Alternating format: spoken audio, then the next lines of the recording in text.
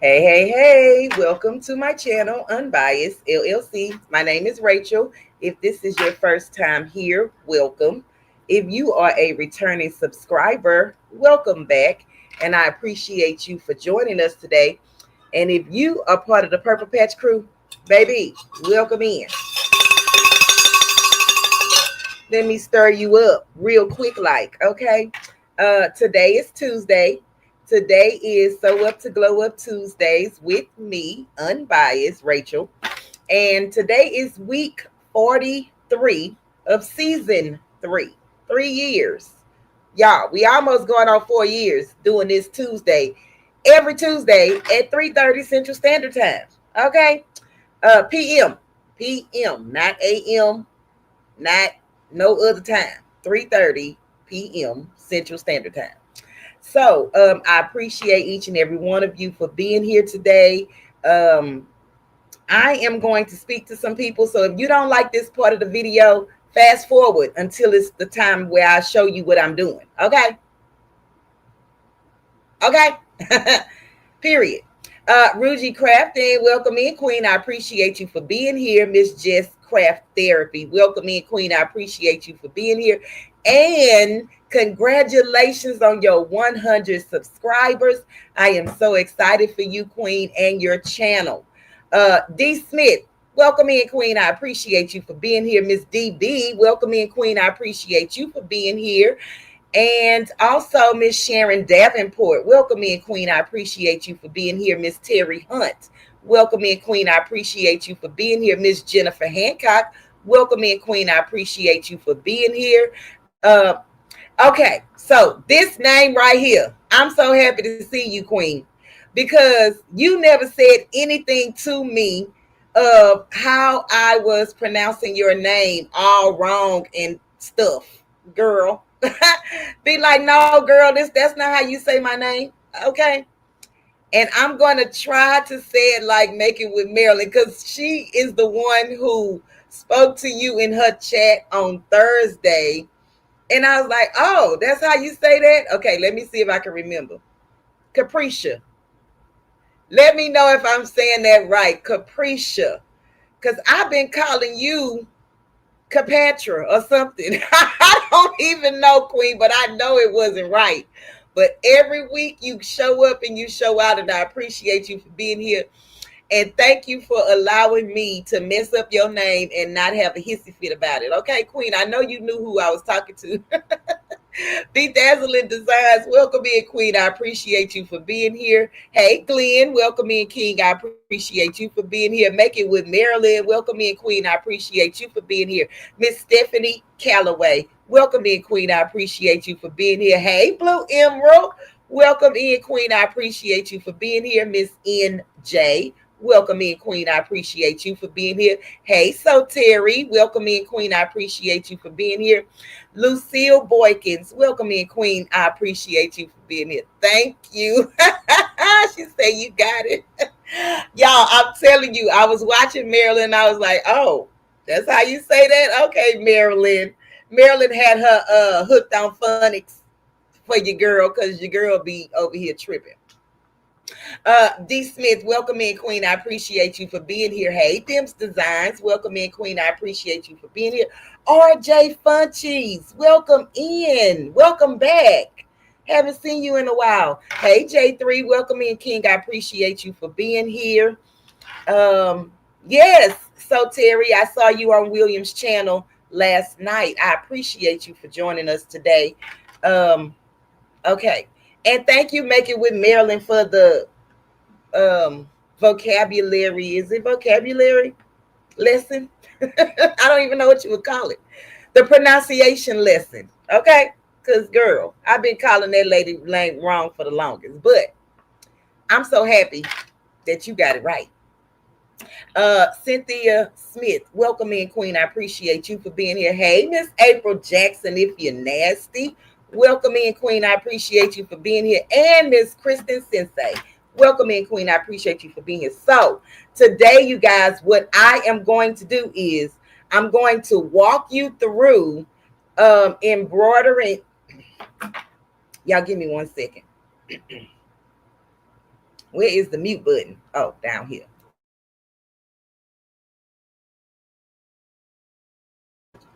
Okay, I apologize. It's just so hot, and my throat has been doing some crazy stuff. Okay, so I apologize, and if I can mute myself, I'm gonna do that because I don't want to be coughing all in y'all ear.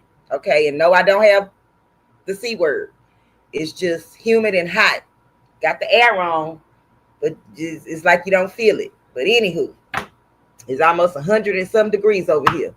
Well, the index is like 115 today. I think it's like 98 degrees outside, supposedly. Okay. Anywho, I am going to show you how to go to defont.com, get a font for free, and use it in Embroidering Essential. I'm going to walk you through how to pick your font. I already got the font picked out, so I'm not going to like go through the whole list and all that. I'm just going to go straight to the one that I want to download so that I can use it. And then I'm going to show you how to bring that into Embroidering Essential so that you can use it as an embroidery file. Okay. You do have to have Stitch Artist Level 3 in order to do this. Stitch Artist Level 2. I believe you can have 2 and do this. You would have to have 3 in order to manipulate the letters. Okay, but I have all the levels, so I don't know, but I believe you have to have Stitch Artist Level 2. Hey, Faith Inc., welcome in, Queen. I appreciate you for being here. Kelly Wyatt, welcome in, Queen.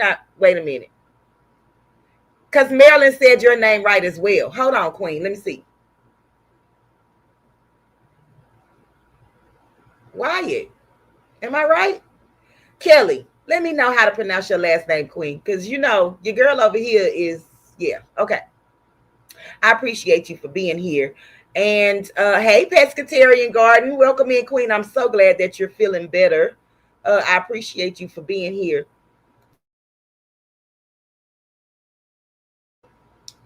Y'all, my throat is doing a number. Hey, Alice B, welcome in, Queen. I appreciate you for being here. Why ain't is how you say it. Why ain't? Why ain't you? Why ain't you, Kelly Wyatt? Why ain't you? Okay, because Dimps just kind of told me what to say. Hey, Miss Alice B, welcome in, Queen. I appreciate you for being here. She say no. I'm still wrong. Why ain't? Why ain't you? Okay, I don't know. Why ain't you? Why ain't? Okay. Wait.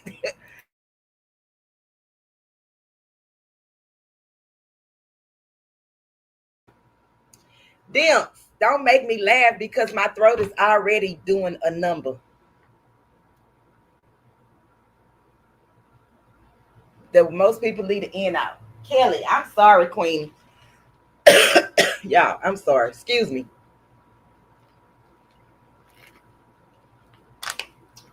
Whew. Okay, let's hope that helps. Cause baby, say it fast. Why ain't? Okay, why ain't? You have a cold in the summer. Yes, NJ. I'm gonna pray for you. You pray for me because baby, for the last 2 weeks, this thing has just been festering, and I'm just like, okay, I'm over it already. You know, you take the little medicine or whatever, and it's still not doing what it's supposed to do. So he say no words. Y'all, I'm so sorry. Let's pray I can get through this. It's the accent. Yes, Faith, it's the accent. It's that Texas accent.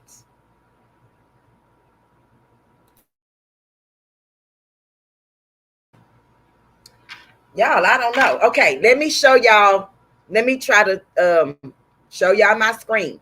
So what you have to do is you go to defont, DAFONT.com, and then I'm gonna show you that. Just give me 1 second. Let me figure out how I pull it up first.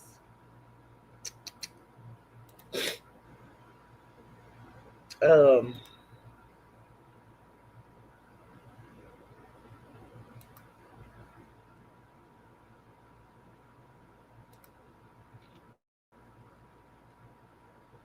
oh, wait. Oh, it's up here. Okay. So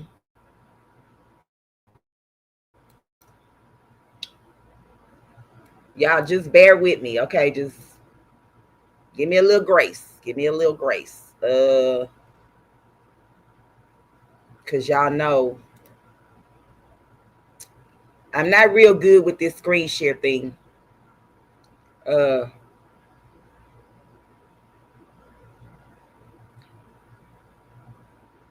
I'm thinking. I'm thinking. Okay, let's remove this.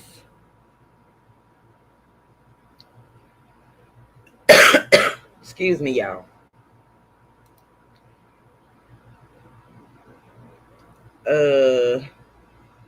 Okay.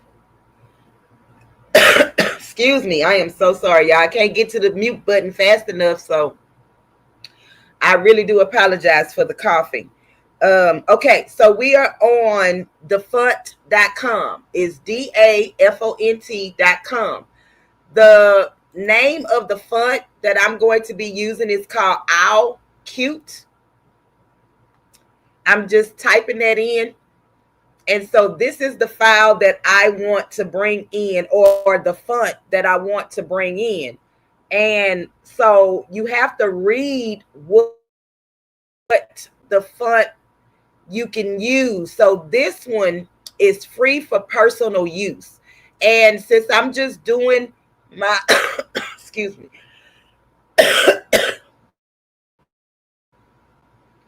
y'all, I am so sorry. Lord, him. It's like something is in here causing me to cough more in my studio. I don't know what's going on. Personal use, right? Because I'm not selling it.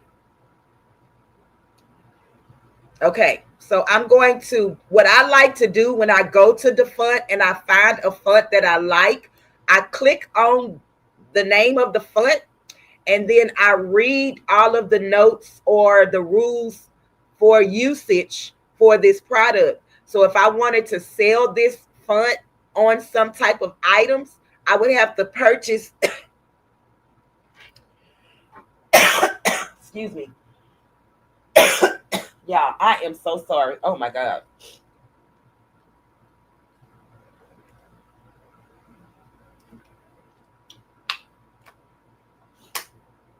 I swear it's like somebody let off some type of pepper spray or something in here right now. Okay, so if I wanted to use this font for selling merchandise, I would have to purchase the commercial licensing right here. You just click this and it's going to take you to Creative Fabrica, looks like. So I'm gonna go see if it's on Creative Fabrica.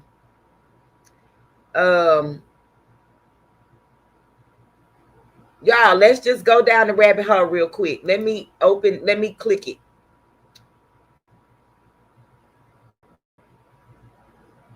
And see where it's at on Creative Fabrica, because if you have Creative Fabrica, you can go and get it. If you have the subscription, you can go and get it for free. Okay, but I'm not seeing it, like it didn't pop up. Let me go back to it. Her name is,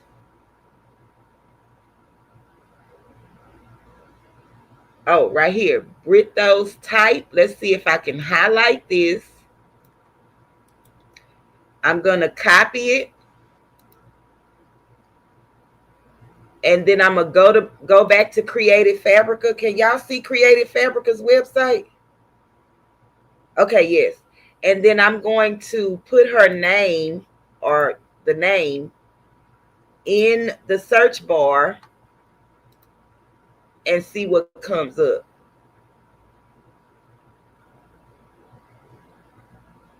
It says 0 found. Let me paste it again and put all of it together. Take out the spacing and see if it comes up. So no. Okay. Let me type in owl cute.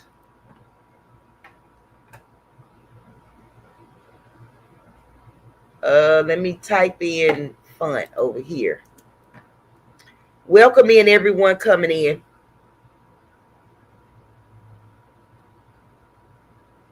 Cute owl. Nope, that's a logo. It would have been nice if it would have went straight to the font, but at any rate, I guess you can find it some kind of way, but we ain't got time for that. Okay, let's go back. So let me speak to a couple of people. Hey, Miss Karen G, welcome in, Queen. Thank you for being here. Take some throat lozenges to suit. Okay, thank you, NJ. Yolanda Blue, welcome in, Queen. I appreciate you for being here. And again, you guys, I apologize for the coughing. Hey, Miss Marlene Kelsey, welcome in, Queen. I appreciate you for being here. So then I'll go down and look at the fonts or the lettering, because when I get a font, I try to get uppercase fonts with the lowercase fonts and with the numbers. I don't necessarily, not care, but I don't have to have all of the special characters. However, they come in handy if you wanted to use, excuse me. This is so aggravating. Wanted to use like the hashtag sign or the @ sign for whatever designs that you're doing. They also give you all of these other fonts, but what concerns me is uppercase, lowercase, and that they have numbers. Okay, because sometimes you may have a name with a number or something like that. So I am going to download this download this font. And let's see if it's going to show y'all how I do the zip files.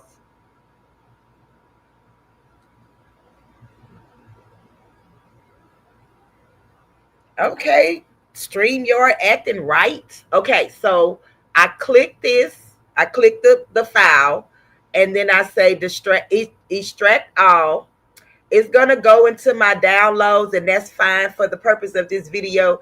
If you would like to put all your fonts in one place, then do that. Embroidery fonts, and you can separate them from SVG, whatever. I'm going to say extract.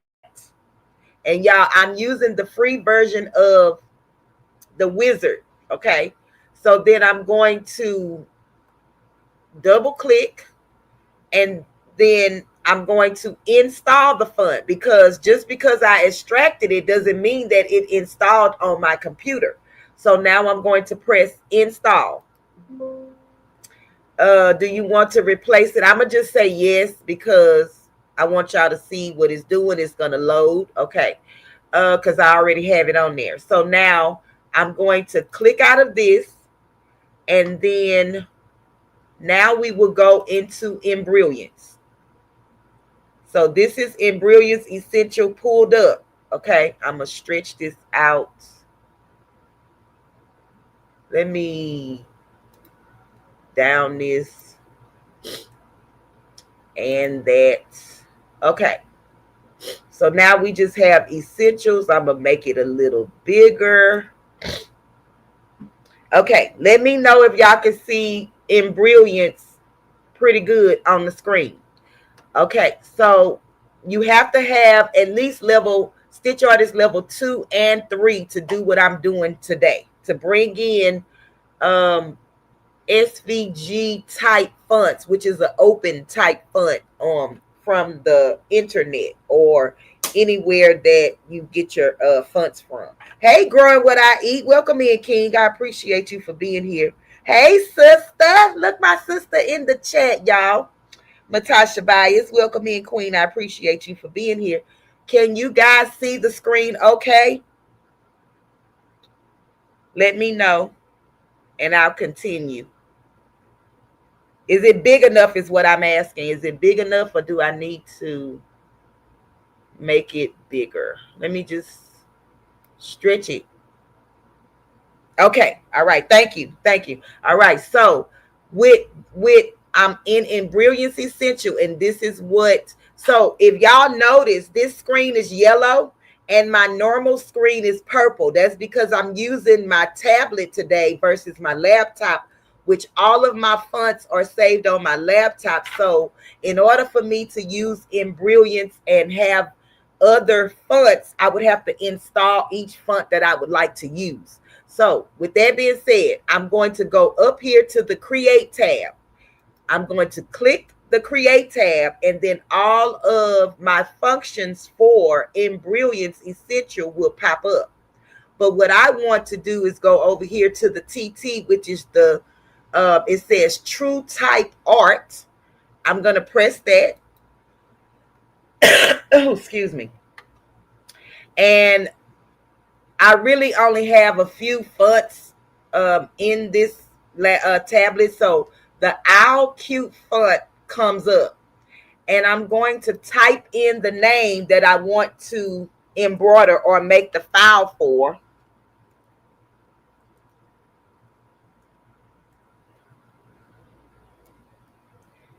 Let me make sure I spelled it right. Krislyn. Okay. And so I'm going to press OK. And so it comes in. Let me bring this just so y'all can see it. I'm going to make it bigger. So it comes in looking like this. Okay. So what you want to do is make sure that the name that you're going to be working on, every letter is highlighted over here in the right, on the right side in this panel. And what I like to do is click the name. So you see how it was just the letters, and then now the whole name is highlighted because it turned blue up here as well.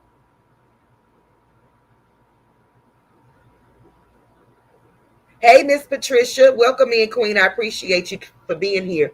So what I'm going to do is I want to make this letter, these letters, into an embroidery file, because right now they are not. And I'm going to show you, if I go to my stitch simulator right here, click it, you see it's blank. It has nothing. It's nothing, is zero up here in this panel. Okay, so let's go back. And so I'm going to make sure that I highlight my name, and then I want to do my Create tab again. And in Brilliance changed the icons for the fill and the satin stitch, the run stitch, like they changed the icons. So now you really have to hover over them to find out what it is that you're looking for. So what I want to do is I want to make this a fill stitch. So when I click fill, it turns my words into an embroidery file. So now if I go to my stitch simulator, you see how it's black up here? And if I move my stitch simulator, I can, hold on now, why are you not moving? Okay, you see now it's going to show me that how this is going to stitch out, but we still have some work to do, right? So let me go back to my Create tab, and then I'm going to go over here to the right and highlight the name. So the first thing that I want to do after putting in my fill stitches is change the width and the height to whatever it is that I want it to be when I get ready to embroider. Let me say that again. Once you do your fill stitch, or whatever stitch you choose, run stitch, satin stitch, whatever stitch you choose, you want to change the dimensions of the wording to whatever dimensions you need it to be. Okay. So I know that I'm going to be working in a 4x4 embroidery hoop. So I only can put my design or my name as big as 3 by 11/16 according to Embroidering, and tall the same amount. But for a lettering on like a jacket or something, I normally do it 1.75 or 1.5 inches tall. And then I make it as wide or as long as I can. And hopefully I'm making sense when I say that. Okay, so what I'm going to do right now is I'm going to stretch my letters out. And I always, if I'm using any one of these black handles, like this is the square handles on the edge of the lettering, I always hold down my shift key because it keeps my letters proportion. Hold down the shift key and then drag your letters out because it keeps your letters proportion. If you drag this out without holding down the shift key, sometimes it will separate the letters. Okay, so I'm pressing my shift key and I'm just going to stretch my letters out. And I am at 3/11/16 is my width. And then my height is going to be, let me see. I'm going to do it because I want to do it to where it looks good, but it's not too big.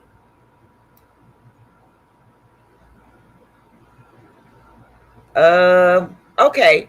And so what I want to do also is I want to stretch out the letter S. So now I'm going to, so I click the letter S because that's the only thing that I want to work on. And then I'm going to press the plus button just so I can zoom in. You can zoom in with your mouse as well. And so my S is highlighted. And so what I want to do is take this handle, press my shift key, and drag it up. And then I want to click on the green hand.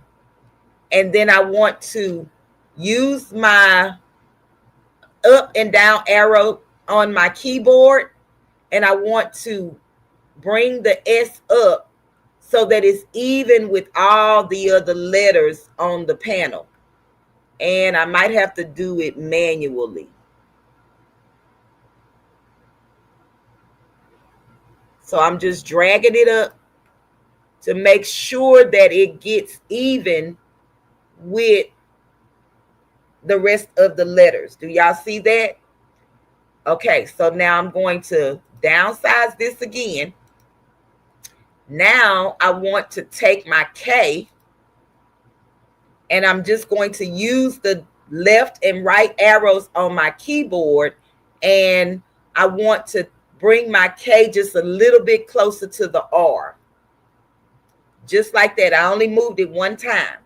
And then I also want to take my K and extend it a little higher. So I'm going to press my shift key and I'm going to drag my K.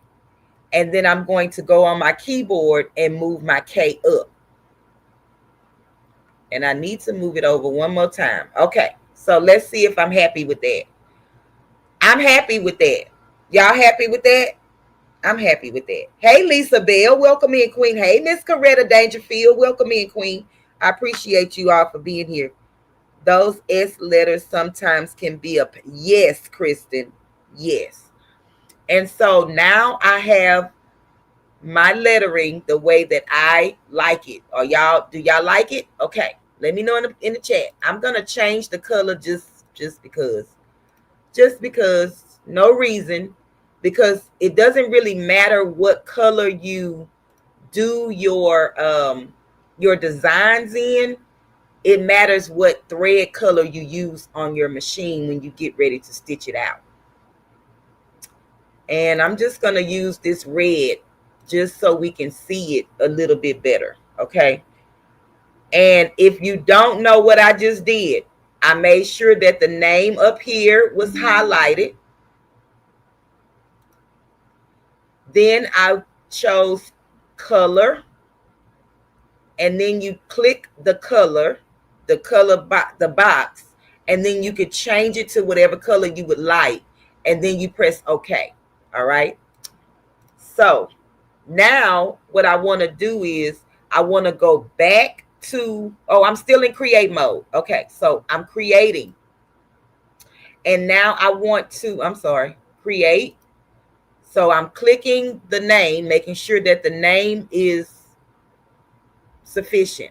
I'm going to zoom in so you guys can see the difference. So right now it is set to the snake pattern. Do y'all see that in the right at the bottom? It is designed to stitch out in a snake pattern.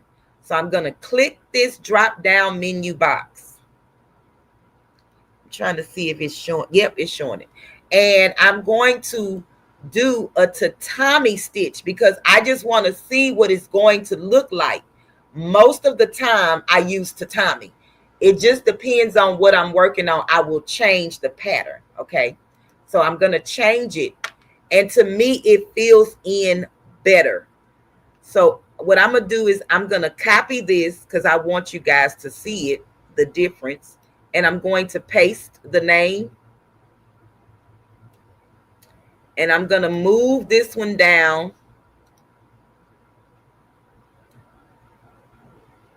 And I'm going to change the color just so we can see the difference. Okay, hold on. Let me find.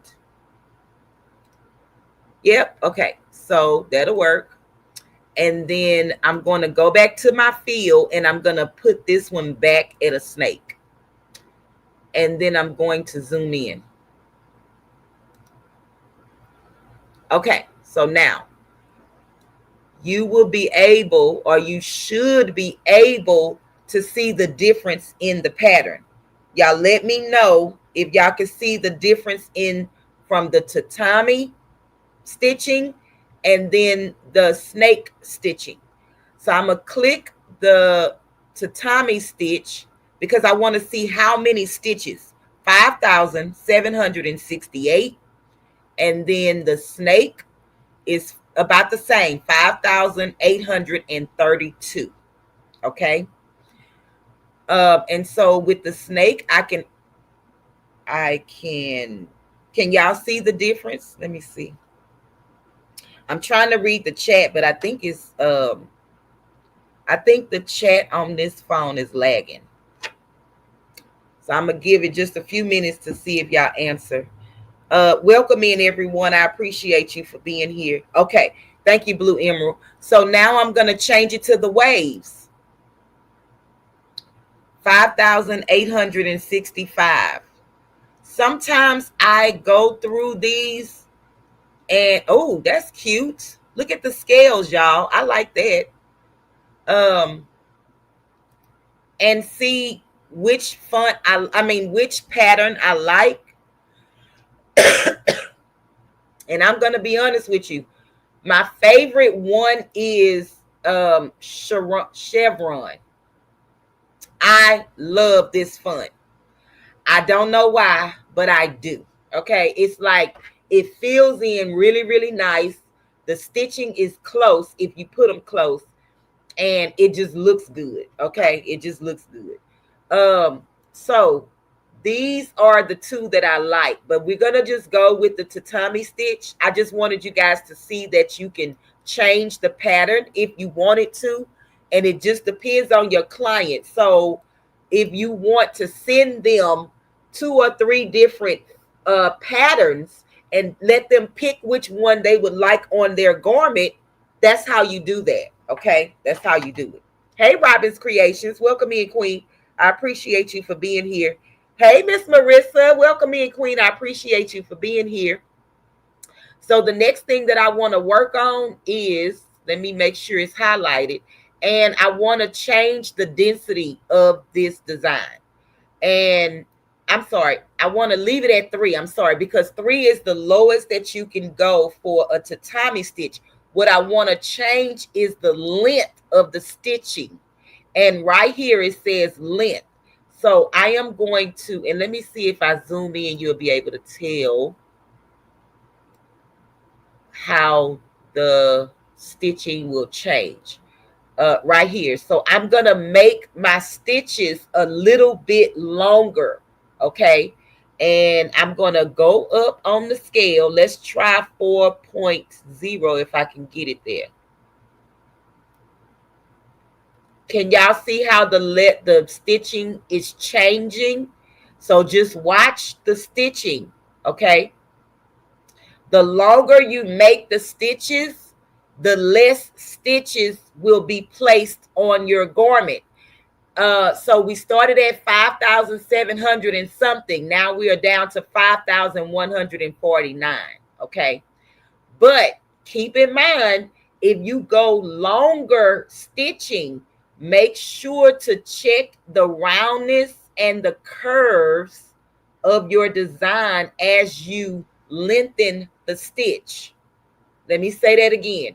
If you lengthen your stitches, make sure as it's changing on the screen that you look at the roundness and the curves of the stitching. Because let me show you, if I lengthen my stitch, let's just say 12 point something.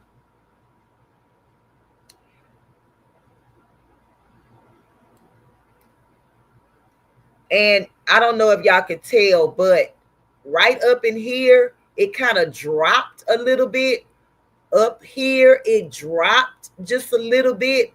So you don't want to have long stitches and your letters don't look like they're supposed to look. Okay.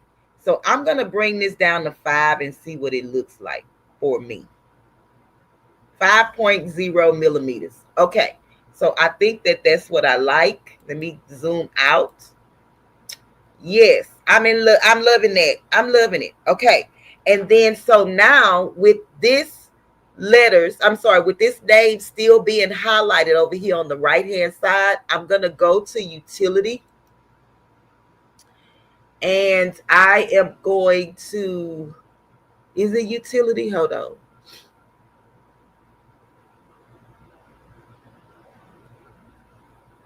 Nope, it's not utility. It's on the screen. Hold on. I am going to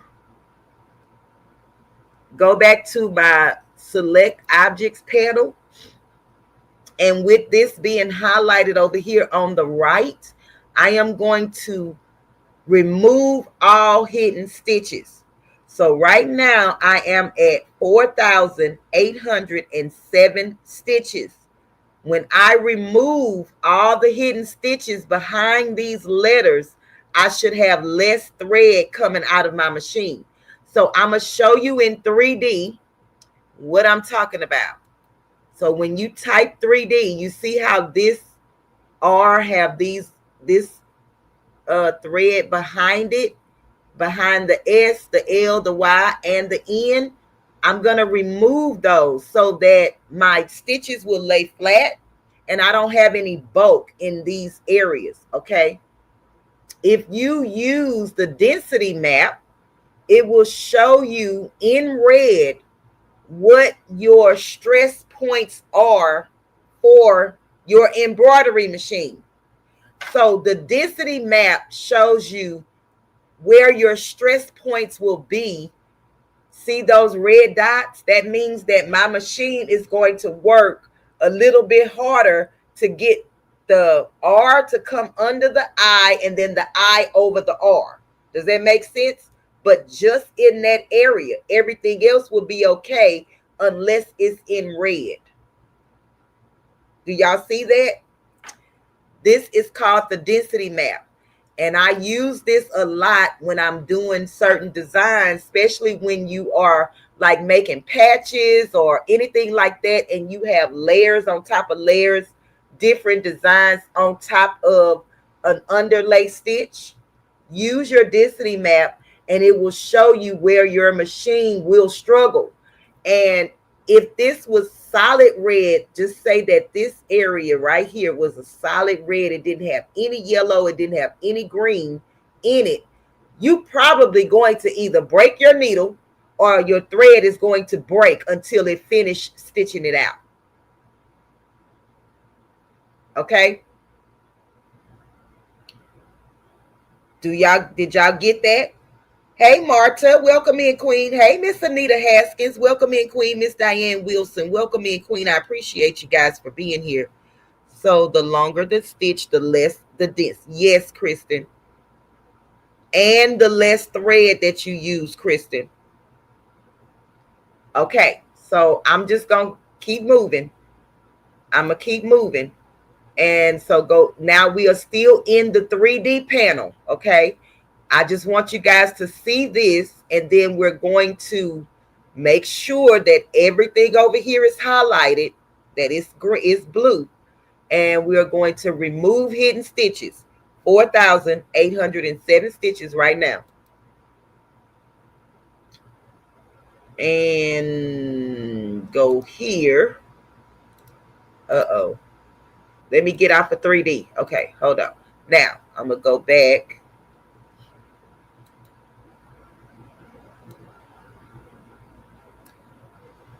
Is everything? Yeah, it's highlighted. Huh. So this one, let me see if I group it. Hold on, because it's not taking the stitches out.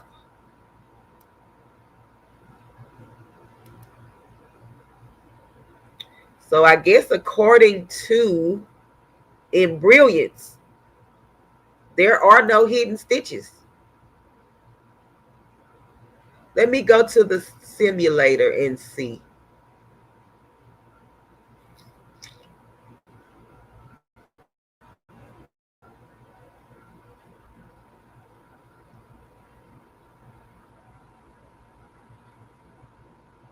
See, it's going to go straight on top of that eye.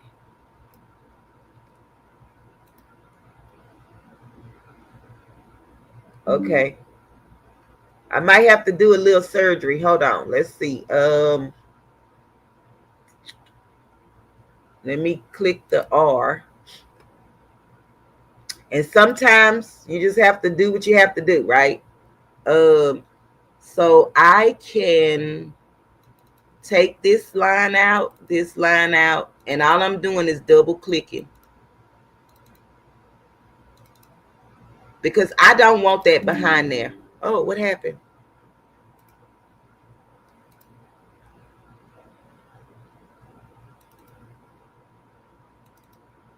Do y'all see me double clicking the nodes? And I'm getting rid of, this thing is being sensitive today. Oh, hold on.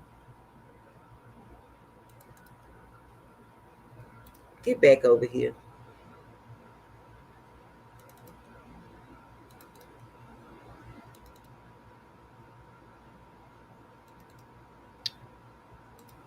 Let me zoom in just a little bit more, because for some reason I guess I can't see the screen.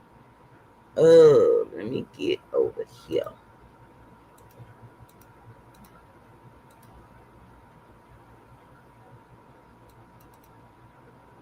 All right, so y'all see how I removed those stitches? I'm finna do the same thing with the R, because I don't want that to be big and thick. I just don't. Okay. So let me go to the eye and do the same exact thing. You may or may not have to do this.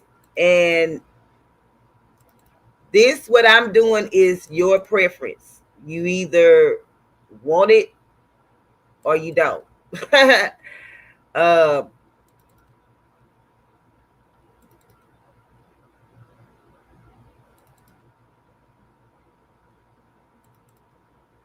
So I'm happy with it being like right at the end of the S. So let me go to the next one. Go to the S. And do the same exact thing.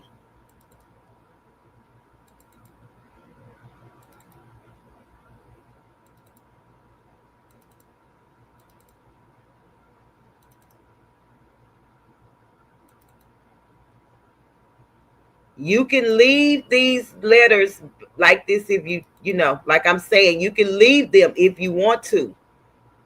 I just don't want it to be big and bulky. Because what ends up happening sometimes is it will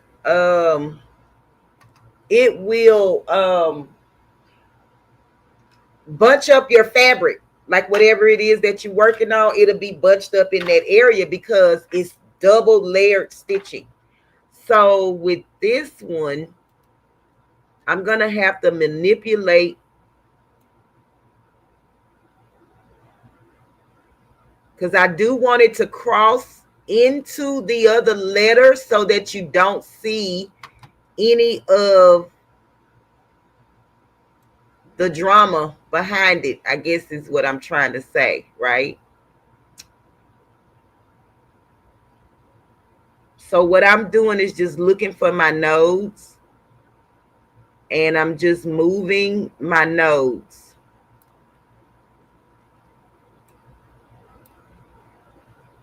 Okay, so now I'm gonna go down, and we're gonna go to the L and do the same exact thing. Okay, let me zoom back up and bring my screen over a little.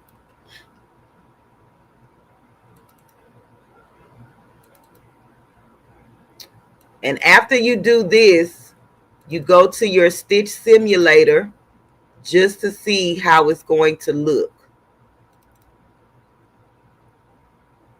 Does this take a little bit of time? Yes. Can you find another font that does not have all of this behind it? Absolutely. Absolutely. Let me see what this look like with that.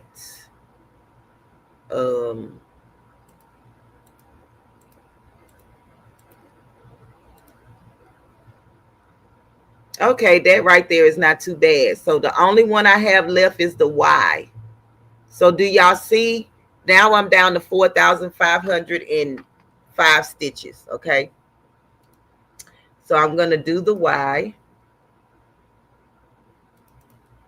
Let me zoom back up. And I'm just using my, I'm using the mouse right now just to zoom in. Uh-oh.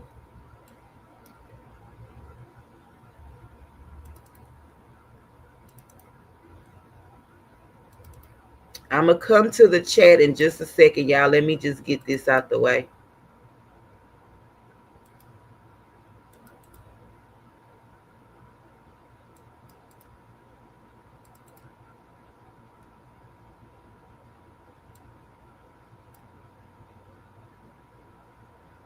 Let's see what it do if I bring this down again.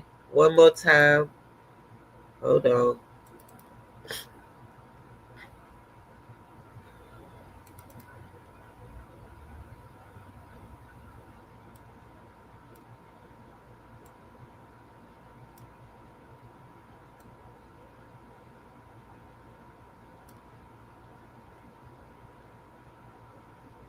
Okay.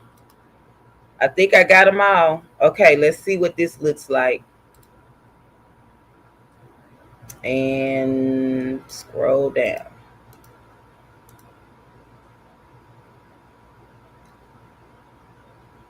So now what I want to do, I'm going to take the end and move it over just a little bit.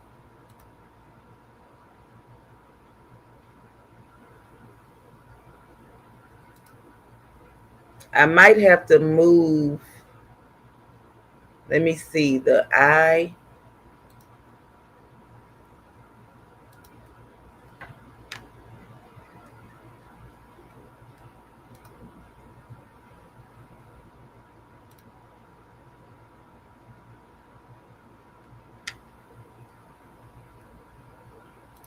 So you don't, yeah, okay. I think wait a minute, let me go down. Okay, that's fine. So now all I'm doing is making sure that they at least touch. I love it. So I'm going to highlight everything, hold my shift key, and make it bigger.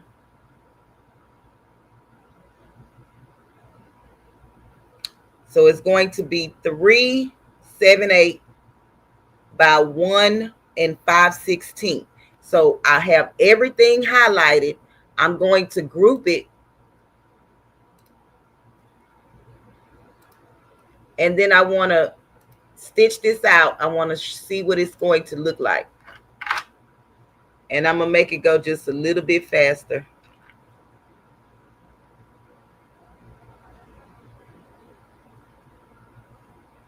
And what I'm looking for is just to make sure that it's touching, but it's not like really, really overlapping one another. Okay. And then I'm going to look at my 3D to see if I have any stress points. Y'all see how less red I have on my screen now? Can y'all see the difference? Hey, Shay Shay, welcome in, Queen. I appreciate you for coming. We twerking for cash, twerking for cash, twerking for cash, twerking cash free. Thank you. Thank you. Thank you. Thank you. Thank you. Thank you. Thank you. I appreciate you, Queen. You know, I can't play my song no more. I'm gonna figure out how to. Kristen, I didn't even see you said that. Yes, you're gonna have to go letter by letter.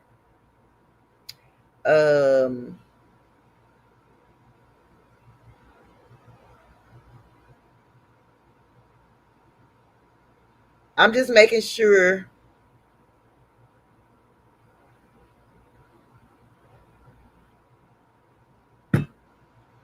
Would a different stitch pattern make this easier to say weld? Did you say weld then better?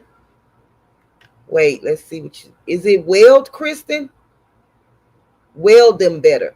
It just, no, what it is, Kristen, is the letters itself. Like, because I got them from thefont.com, so it just depends on how the creator created the lettering.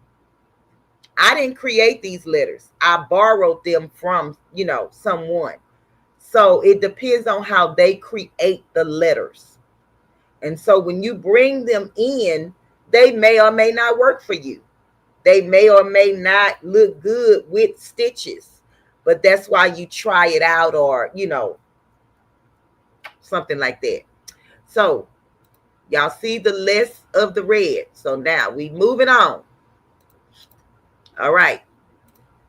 And my letters are grouped so that I know that it is going to be one thing. All right. And I'm going to go to file and I'm going to print. And if it's just a words like this, like a name, I only print the first page. I don't need to print the second page because the second page is just telling me what color stitches I have on the screen. I don't need that. I need the design. Okay. So I always do 1 to 1. And then I press OK. And y'all, my daughter is in where the printer is. So she is supposed to bring this to me. Okay. So now I'm going to take my USB memory stick. Let me see if y'all can see this in the camera. Maybe over here. Okay. I'm going to take this and I'm going to put it into my computer so that I can save it to this memory stick. Y'all, we may only get to the one because how long I've been on here already. And so now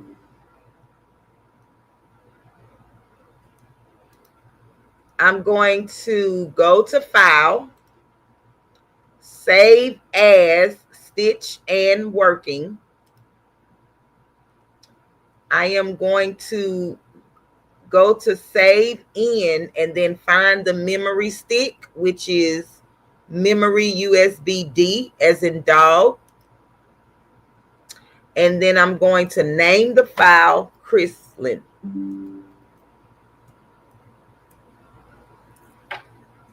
And then if I was going to be making this file or the same name over and over and over and over again, putting it on different things, I would name it Chrislyn, and then I would put 3 by 1 or something like that, just where you know that you use the smaller version. And then I'm just going to say jacket.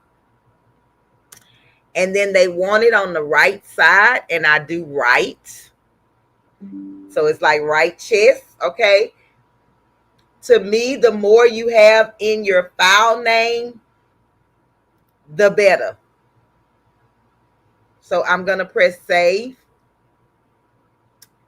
And now up here is showing you the name of the file, okay?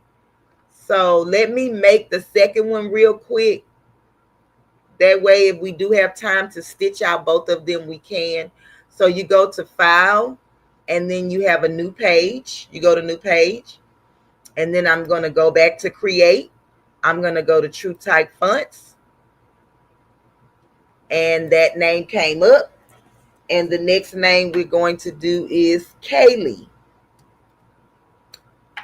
Same thing, right? So I'm going to fill it. I'm filling the name. I'm going to change the color just so you guys can see it a little better.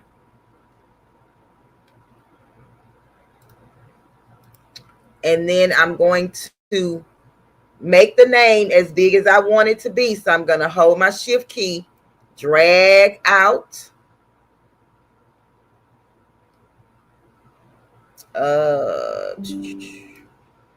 All these doggone notifications. Go somewhere.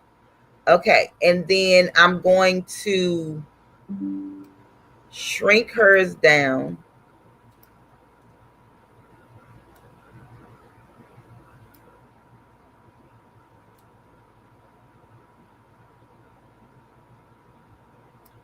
So hers is going to be 3 7/16 over 1 3/8, I believe.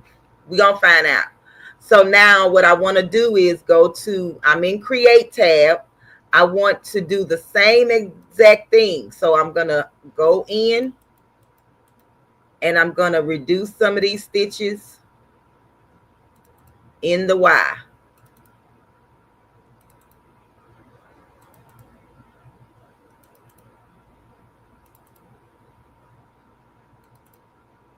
And you just keep doing this for every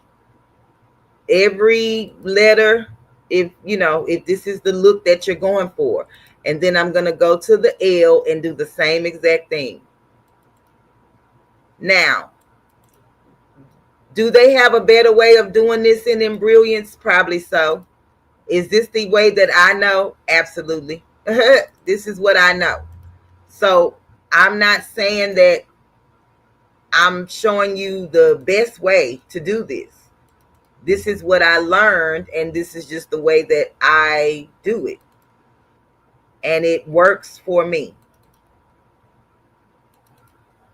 It just takes a little time.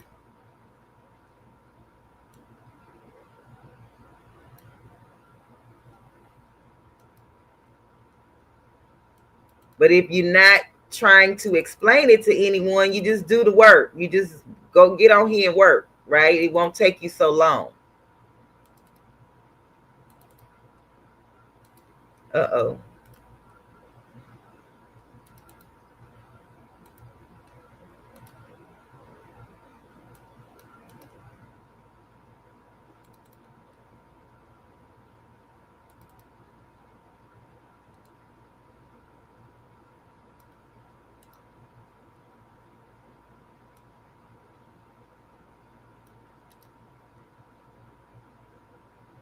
Okay, so now let me zoom out and see how I like it. I like it. Do y'all have any questions? Why didn't you Shay as the name? Hey, Wonder Twins. Welcome in, Miss Ernique. Welcome in, Queen. Okay, do y'all have any questions? So now since I have it like this, let's check the 3D. We don't have a lot of red points.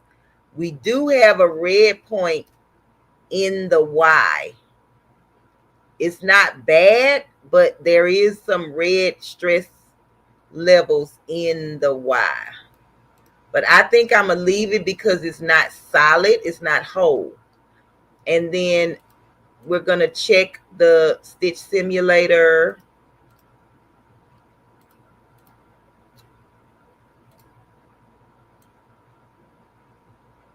I just want to make sure that my letters are touching.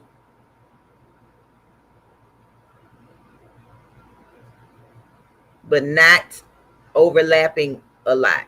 See, it's touching it.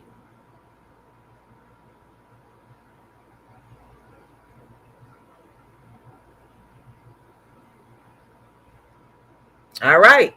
Looks good to me. And then so I'm going to go back to my run screen, highlight the name, and then I'm going to group it. So now when I move it, all of it should move. Okay. So then I'm going to center it. Just make sure that I don't remember if I centered the other one. Let me go see. Let me see. I don't think I centered it. Oh, I didn't. So I'm going to just resave it.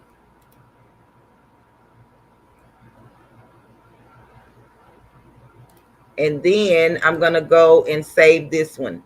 So file, save as, and then the name is Kylie. It is 3x1, and this is for a sweater. Right.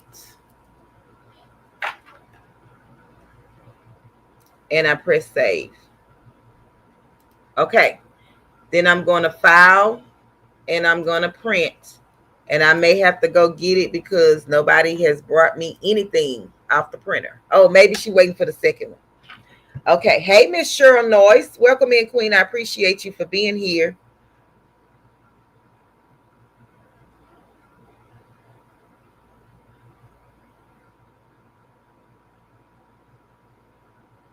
Yes, Kristen. You can remove the stitches.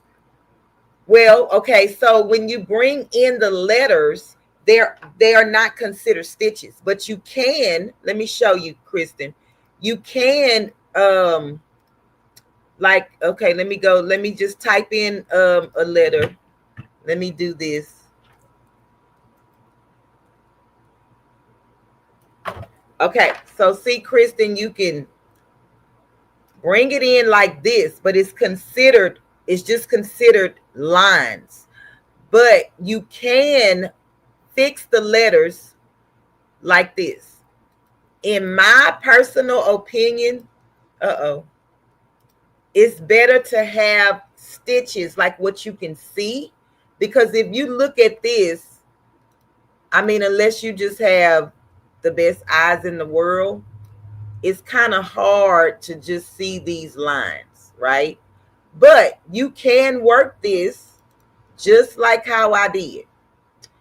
You can even grab multiple using the lasso tool, and you see how they all highlighted, and then you can delete. So you can do this several different ways. It just depends on you. I just like to have the stitches because I can actually see what is being done.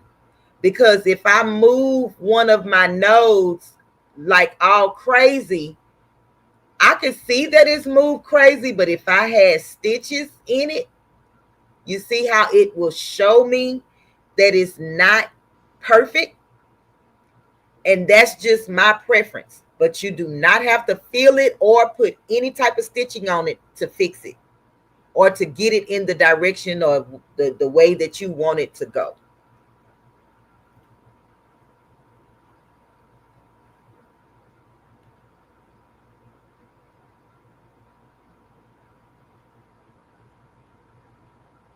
Oh, that's okay, Miss Cheryl. I appreciate you for being here, Queen.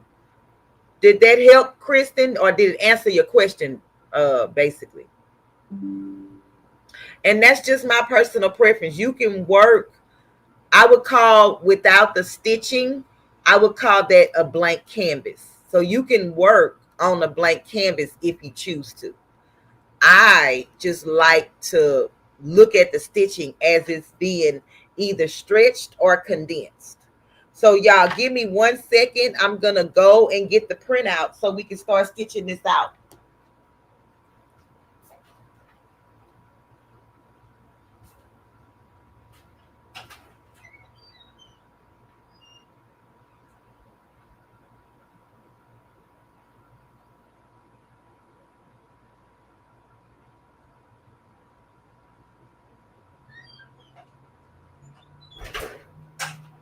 Okay, I got my printout. So let me stop sharing my screen for a moment. Unless I have questions. Let me see. No, Kristen says thank you. You're welcome, Kristen. Okay, so let me do this. Come back to this. And remove this.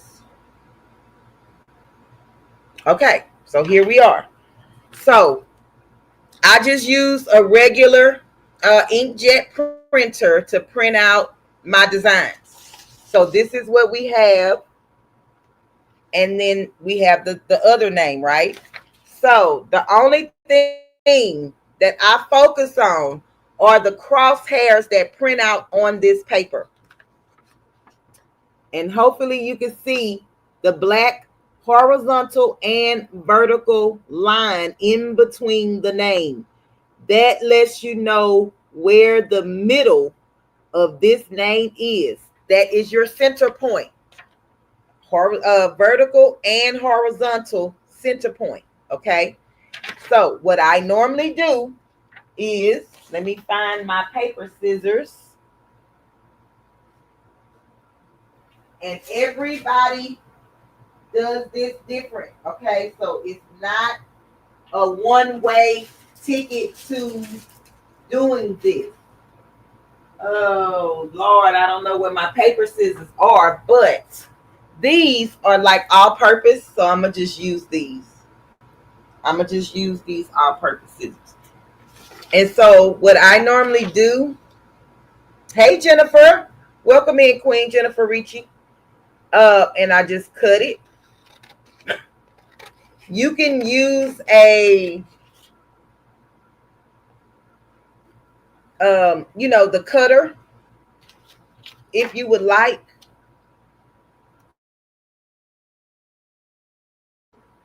What is it called? The paper cutter. You can use that so you can get it even and all that jazz.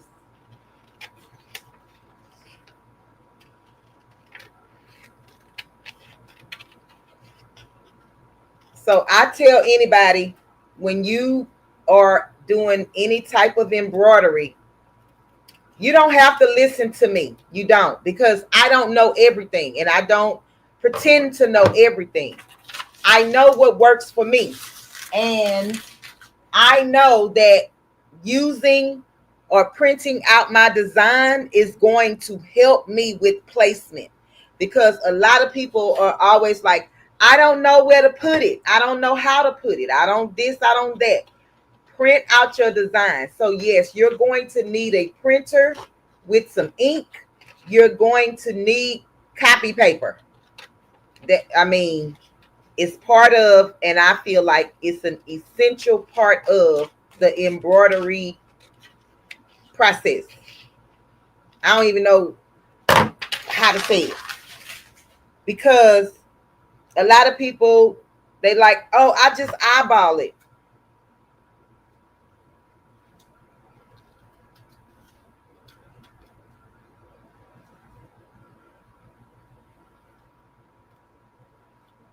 And y'all see I got silent. Okay. Do you and I'm going to do me, because guess what?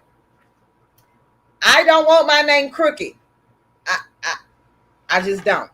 Or, you know, I want it to be as level as possible as I can get it. Okay.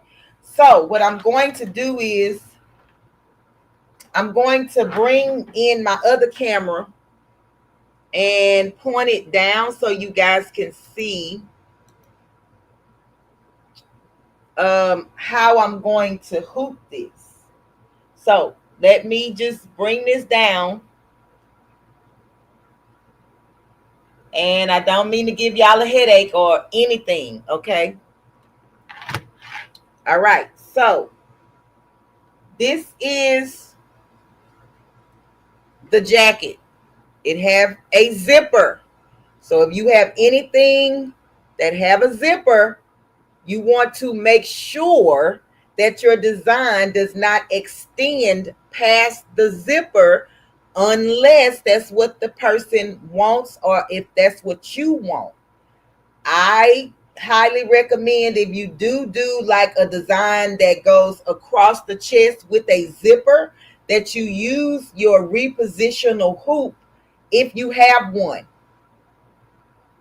The reason I say that is because with a repositional hoop, your zipper would be considered your middle. So if I had a design printed out on my paper, I would have this middle part separated. So here's a tip. This is what I do. And like I say, you can listen to me or you don't have to, because I don't know everything, right? But if I had a design and it have a zip, if I had a design that I wanted to go across the chest, but it have a zipper, the first thing I'm going to do is I'm going to take my tape, measuring tape, ruler, whatever, however you measure things. And I am going to measure my zipper. I'm going to measure the width of my zipper, which this one is like 5/8. It's like, oh, y'all can't see it. I'm sorry. It's like 5/8 in between the zipper. So this part of the zipper, right? So when I go to whatever program I use and I designed, I am going to make sure that I at least have 5/8 of an inch or 5/8 of an inch in between where my crosshairs meet. So this L would be over to the left a little bit, and this E would be over to the other side, on this other side, because I want to make sure that 5/8 of an inch is in the middle so that I don't mess up nothing. Did y'all get that? I'm not going to have my letters this close together. I'm going to make sure that I have an opening, 5/8 of an inch, so that when I get ready to stitch this, I have no issue having this zipper in the middle. Okay, so that's my spiel, and I'm sticking to it because I've done that before, and I make sure, because all zippers are not the same size. Measure in between so you know that you have that space and it's not going to hit or do anything. All right, so they want this on the right side. My granddaughter, she wants this on the right side. Okay, so I'm going to take my measuring tape again. It's not consistent. No, it's not consistent. Not if you're doing, Miss Shirley, if you're doing a one-off and you eyeball it, it may work out. But if you have 10 shirts or something of the same exact lettering and, you know, all of that jazz, eyeballing it is not going to work, because somebody's shirt or jacket or whatever it is going to be off. If you're doing 10 of the same thing, you want all 10 of them to line up in the same exact spot. Okay? Because remember, at the end of the day, it's your work. And people do take pictures and they may not send them to you, but they posting them on their page or what have you, right? So I'm going to take my tape measure, and I'm going to put my tape measure on the seam of the jacket, the top portion of the jacket, and I'm going to come down to 6 inches. Can y'all see that? I'm going to come down to 6 inches. And I'm just going to use my children's chalk because that's what I normally use. And I'm just going to mark where my 6 inches, my 6-inch, let me put it on the table, y'all, because I need this to be flat. So hold on.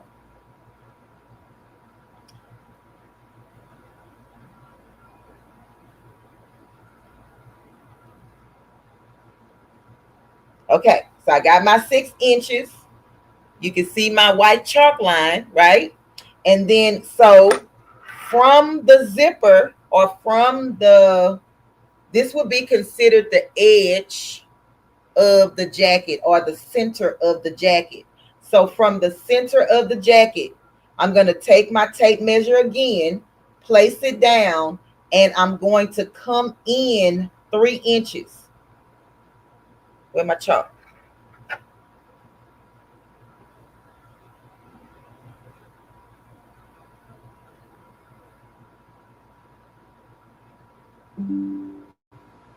Three inches. Can y'all see that? So you come in 3 inches. And I'm going to take my paper that I printed out. I'm going to use the horizontal line and the vertical line.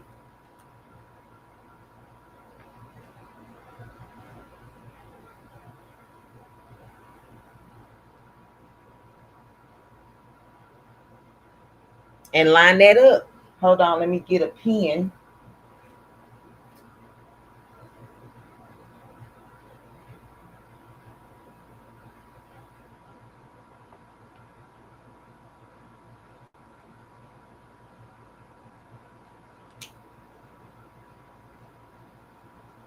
And so let me show y'all what this looks like.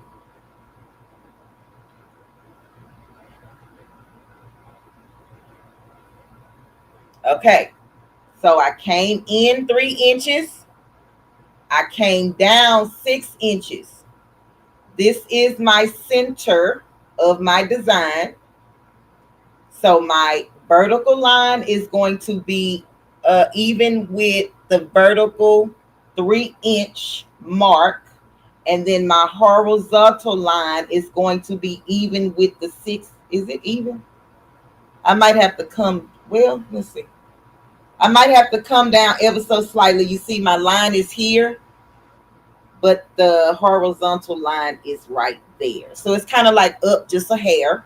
So I'm going to move it down just a little bit.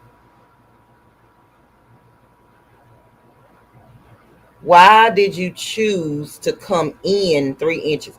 Ruji, because if you print out your design, you're going to be using your crosshairs, and you don't want your crosshairs or your center of your design to be over here.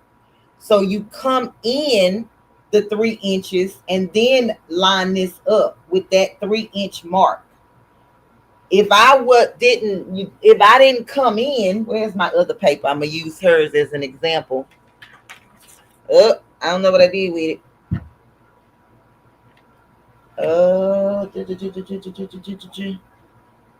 I don't know what I did with the other paper. Let me see. Well, I was gonna try to show you, but I don't see the paper. I don't see it. But you don't want to have your, see how close this is to the edge of the jacket. My end is going to stop right before the seam of the jacket. I hope that's making sense. 3 inches for all sizes. No, not necessarily, Jess. What you want to do is, let me show you. what you want to do is whatever you're working on. Okay, so this happens to have a zipper. Most hoodies don't have a zipper, or jackets. You know, they might be a pullover, it might be a sweatshirt. You're going to find the center of that garment. So just say that it doesn't have a zipper, right? You're going to find the center of that garment. And from that center, you're going to measure. So just say that this didn't have a zipper, but I found my center point of this garment. I'm going to take my tape measure and go to the center. Hold on. And then I'm going to measure to the armhole, the seam of the armhole. So seam to center, seam to center. I'm going to take my measuring tape and go to the center, and it measures 7 inches. Okay. But I know that my design is 3 by 11/16, which is close to 4. If I take 7 and put it in half, that is the 3.5 mark. So initially, I would have taken 3.5 from the center, which would be right here. But being that my name is longer than 3.5, I chose to use 3 so that I can get more of her name in here without being in the crease of this the jacket. And that just comes with time. You don't know these things in the beginning, but I know the size that I put the design. I know that it was more than 3.5. I know from working with children's garments, most of the time from the seam to the inseam of the arm is 6.5 to 7 and maybe 8 inches if they wear like an extra large.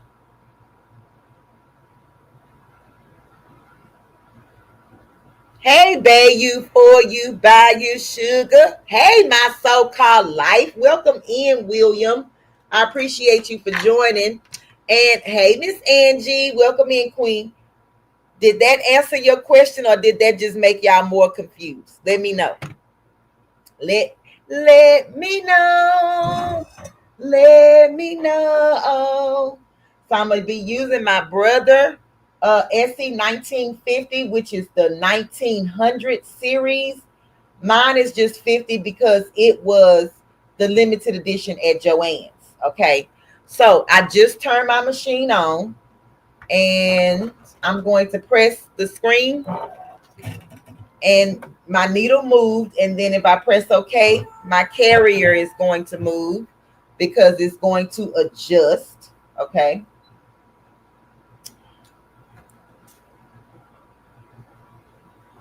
Hey, Miss Marlise, welcome in, Queen. So basically what you are saying is to measure from the center to the armhole, then divide it by 2 to find the center, adjusting the length of the... Absolutely, Patricia. That is exactly right. Because if I just say that my design was 5 inches long, I can't start right here. I wouldn't be able to start right here. I would have to move this over. So I probably would have to come in 2.5 inches just so I can fit everything in this slot.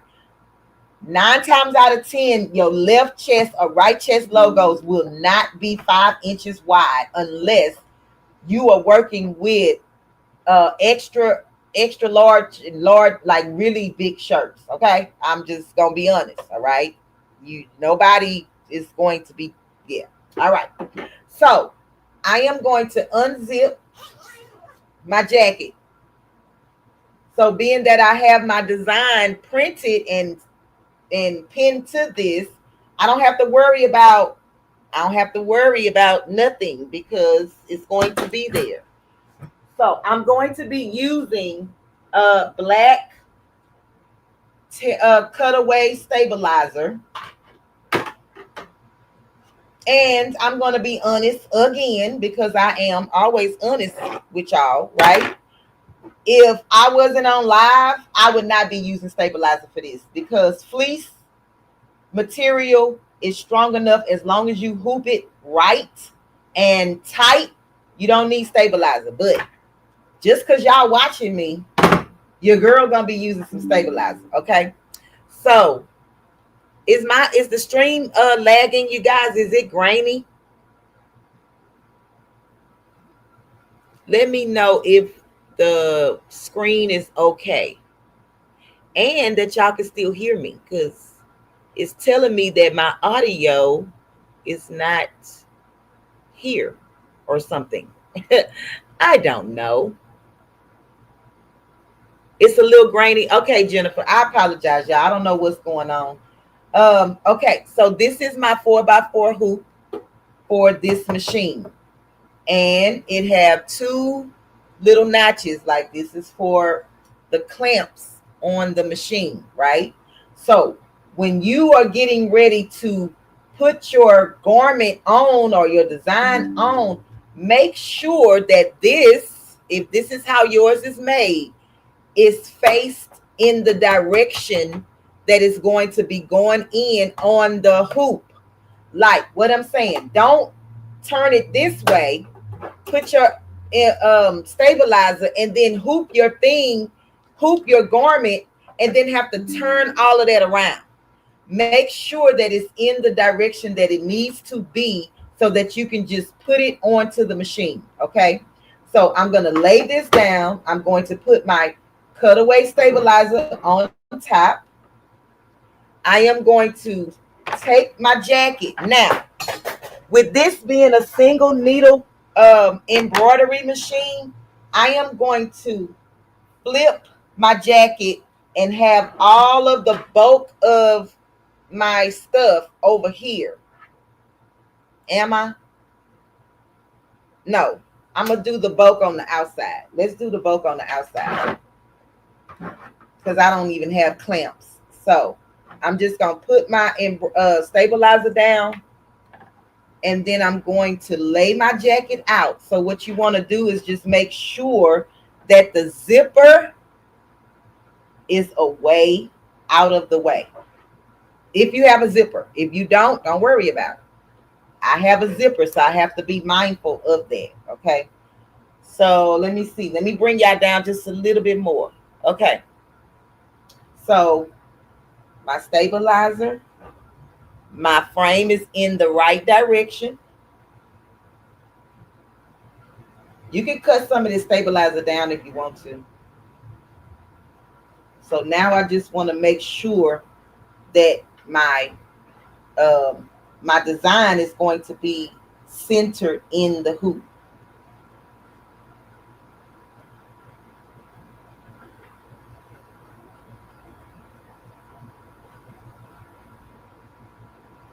And so with this frame, you should be able to, oh no, I don't think this one have it. So with the other frames that I use, you can feel a little knot and it will show you or tell you where the center is on the frame. It does show you the center on the top part of the frame, but I thought it had a knot on the bottom part of the frame where you can kind of make sure that this is even in the hoop, but it doesn't. So I'm probably gonna have to untighten, loosen this up.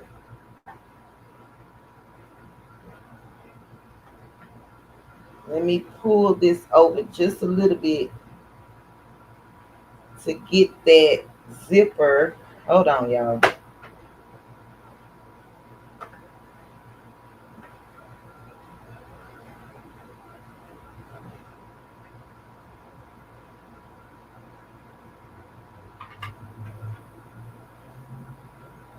Okay.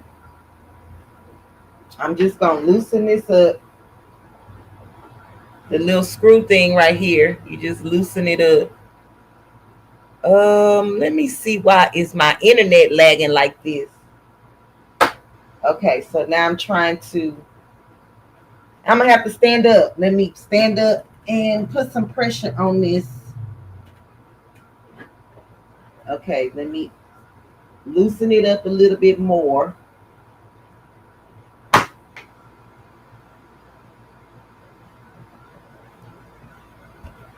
Okay, so I press this all the way down. Now I'm going to tighten it back up.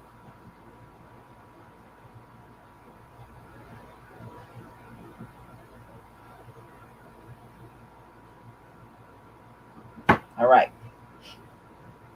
So I have it hooped.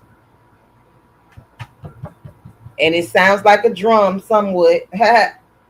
And so now I'm going to take, let me try to bring y'all up again.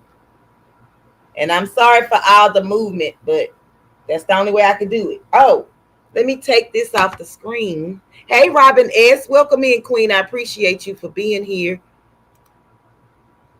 Oh, wait. I want the name. Where is it? The band, the name. Y'all, let me see.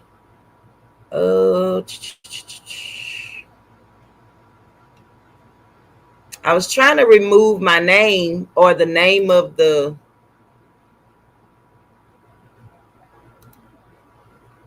and I don't know where it is now. Yeah, I don't know where it is.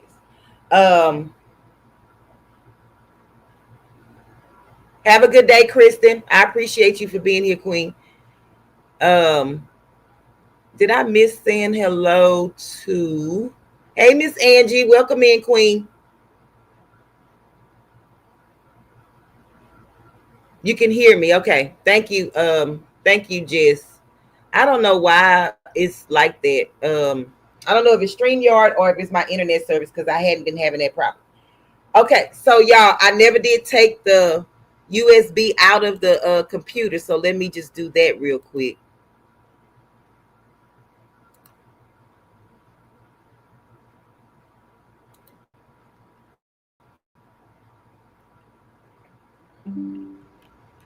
All right, and then I'm just going to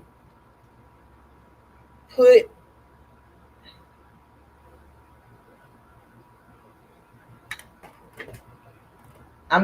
my USB right here in the USB slot. And I don't know if y'all can see it blinking. Well, it was blinking red. Let me take it out. This is the one that if it blinks,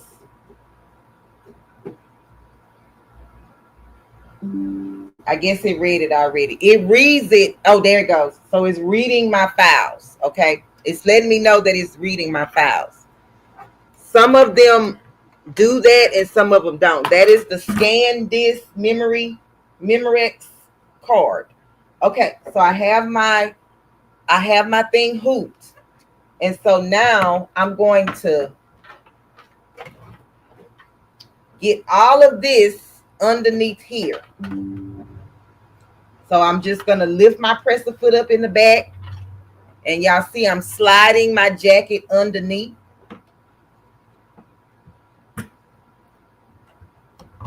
Just get it in there the best way you can.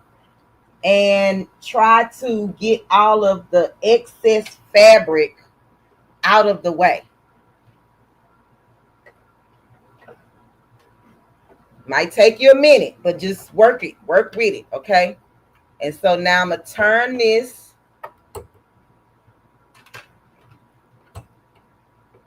And y'all probably won't be able to see it, but I'm clamping.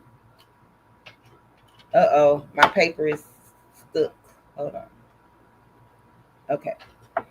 I'm just clamping it on the side.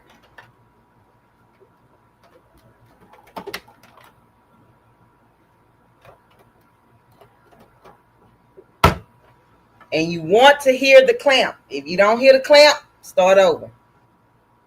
So all of this jacket, I am going to find something to clamp this with. Clamp it down. And I'm gonna find something. I don't know what, because I don't have anything in this room. Okay. Think. Think.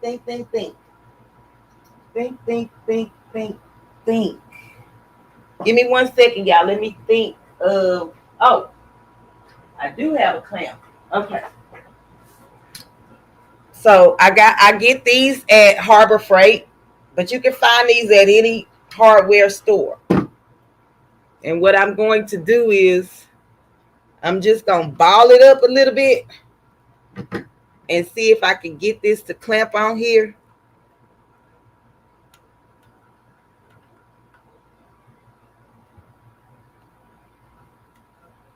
Because I'm going to end up holding it in a minute, but I just want to get it to where I can clear this, the frame and all of that. Okay.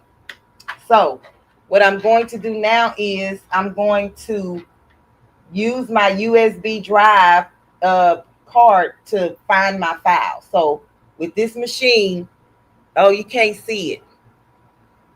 Okay, let's see. You just press the USB thing right here. I don't know if y'all gonna be able to see it, but you press that. And if y'all can't see, it's blinking. See, it's blinking, so it's reading my files.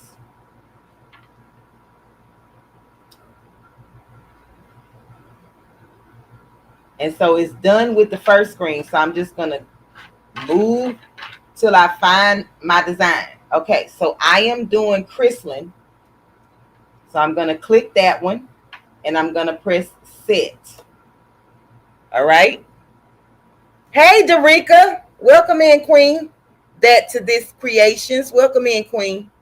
I appreciate you for joining. So I have my file, but y'all see how it came in? I have to rotate this. So I'm going to press rotate, and I'm going to rotate 90.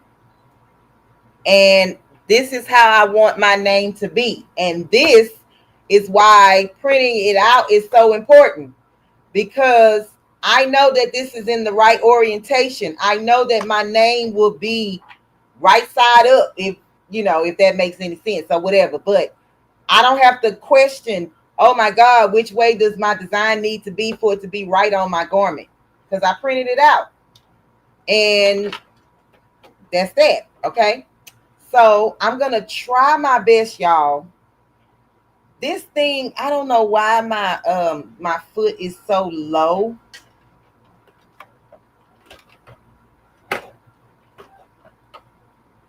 Because I have a pen right here and I don't want it to mess this up. But I'm going to try my best to hold down the paper while we do our trace. That's what I'm trying to say. Okay. I don't know how good it's going to be, but at least I do have my lines and I can kind of look at that and see that I'll be in the general area. All right. So I'm going to say, okay.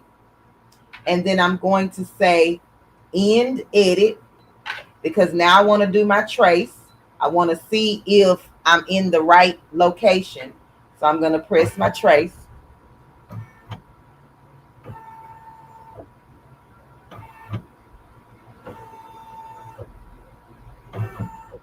All right. And I see that I can move my design down just a little bit. So I'm going to press OK. And then I'm going to move her down. And then I'm going to trace it again.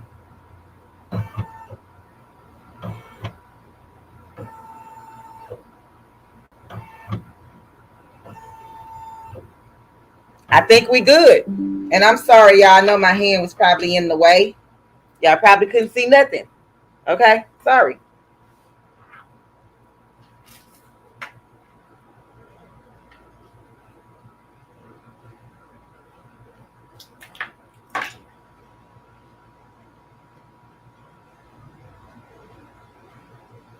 Let me know if y'all hear feedback because I had to plug in my other. I really don't need it now. I don't need it. Do y'all hear feedback? Okay, so here we go. My design is loaded. I'm going to press OK.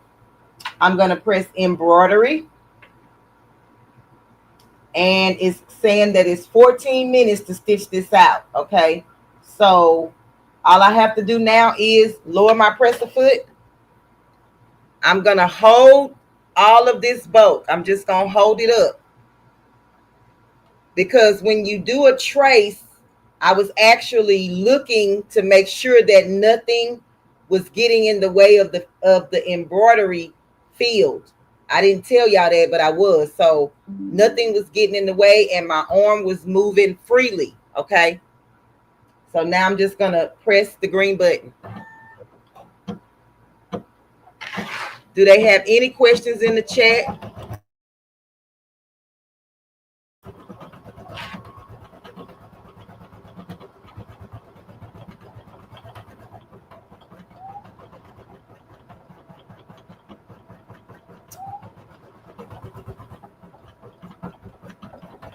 And I did bring some water soluble stabilizer just in case, but I'm going to let the K stitch out and then I'll be able to check it. So you can use water soluble stabilizer on top of the fleece, but this one is so low that I don't think I'm going to need it, but I do have it just in case, right? And all I have to do is pause my machine and put it down for the rest of the stitches. Hey, Miss Arlene, made by Trini Lena. Welcome in, Queen. I appreciate you being here. Let me bring myself while this is stitching. Okay. Do you guys have any questions? Hey, Robiness, welcome in, Queen. I don't know if I spoke to you, but so the next one, I will need my water soluble stabilizer. Hold on, let me bring myself. I'll bring the thing back. But this one is a sweater. And so I will need my water soluble stabilizer for this because it's like a knit fabric, and what normally happens is the stitches will go in between the knit pattern or whatever this is, right? So I'm gonna put water soluble stabilizer on top of this one, and you'll see that yeah, because I should be able to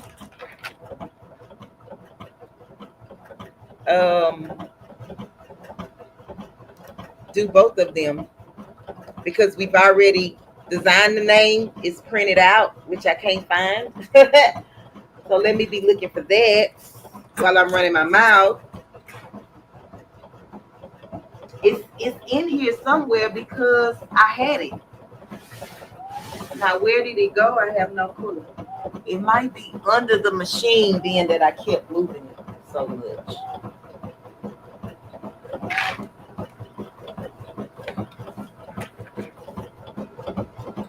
I don't know where it's at, y'all. Okay, y'all, this is looking good. I appreciate each and every one of you for being here today.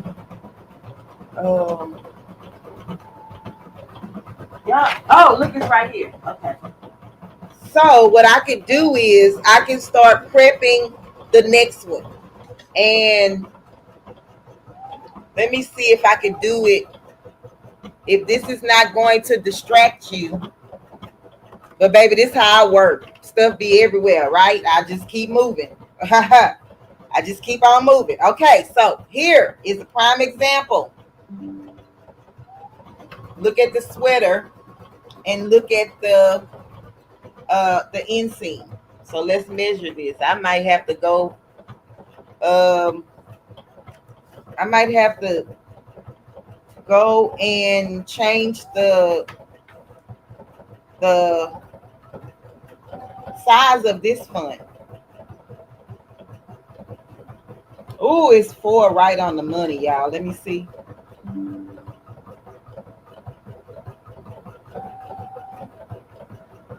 So it's a 5-inch. Hold on, y'all probably can't even see it. So what I did was went from the top to 6 inches, and I'm just kind of eyeballing it right now, right? Let me put a little mark so that we can see it all together.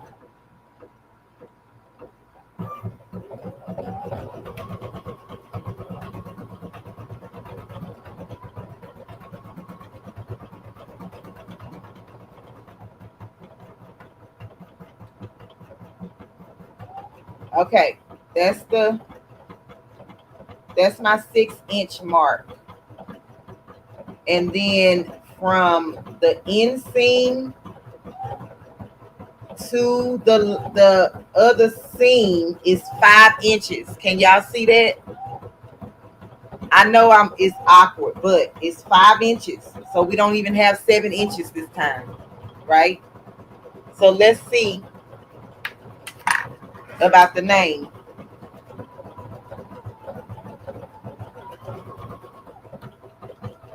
So I'm gonna go in from the edge.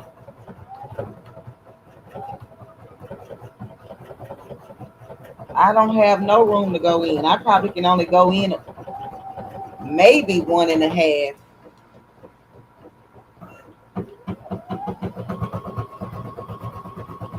No, let's see. Y'all, I can only go in an inch. Honestly, I can only go in an inch in order for this to look right. Can y'all see?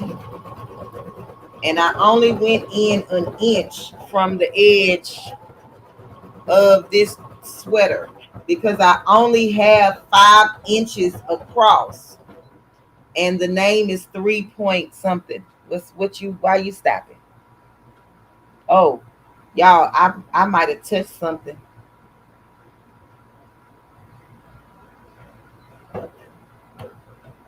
Yep, I touched something over here. Let me get away from there. Okay, so do y'all see it's not going to be the same every single time?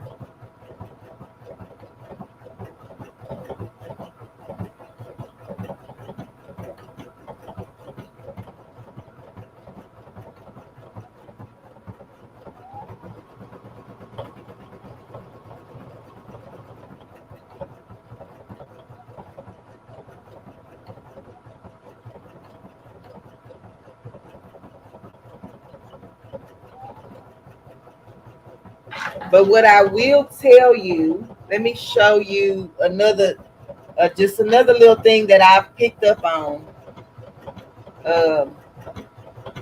from doing this. And it may or may not work all the time either, but you just have to try it, okay? So one thing I have learned is the name should always or almost always be in the middle somewhere of the arm seam, right? So it's going to be within the arm seam. If your name ends up underneath the arm seam, it's too low. Unless that's the way the person wants it. Did y'all understand? Can y'all see what I'm saying?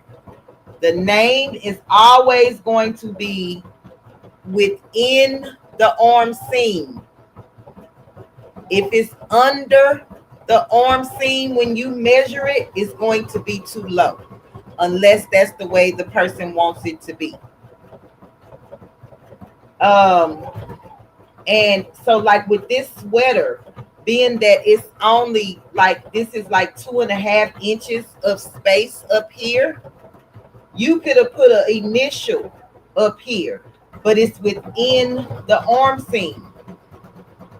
You could have did anything up in here. That's if you want to, but the normal thing to do is come down 6 inches if you can. Okay, 6, 6.5, 7, 7.5. It just depends on the size of the shirt or the size of the garment that you're working on. Y'all, we are, the only thing, I'm not gonna say that I don't like this machine, because this is the machine that I started out with, but it doesn't give me, so it tells me that it's going to be 14 minutes to stitch out, but it does not do a countdown. It doesn't tell me how much time I have left on the machine. And if it does, I've never seen it. And I know I press a lot of buttons. So we are in the Y. So we have 2 letters left. Do we have any questions? Can you edit stitches with just in essentials? RJ Funchy.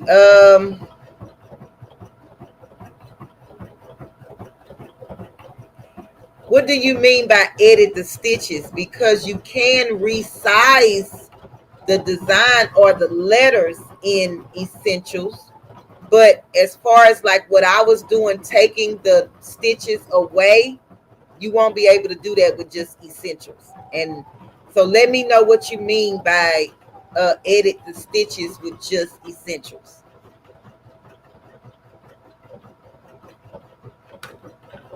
You can resize the letters, and you can resize them if you ungroup them one by one. Oh, I got my arm in the way, y'all. I'm sorry. And y'all can't see, but I'll show it to you when it's done. I should have had my overhead camera on. But the reason I had this camera in over here was because I didn't know if my screen share was going to work. And so I was going to angle the camera towards the laptop so that you guys can see the screen. Because, baby, what we ain't going to do is play with StreamYard and nobody else. We're going to get this lesson, okay? Taking the stitches away. Yeah, you're going to need to get stitch artist at least level 2. And y'all forgive me if I don't know if it's stitched level 2 or 3, because they kind of work together, and they do have a booklet that separates which levels does what, but I cannot remember.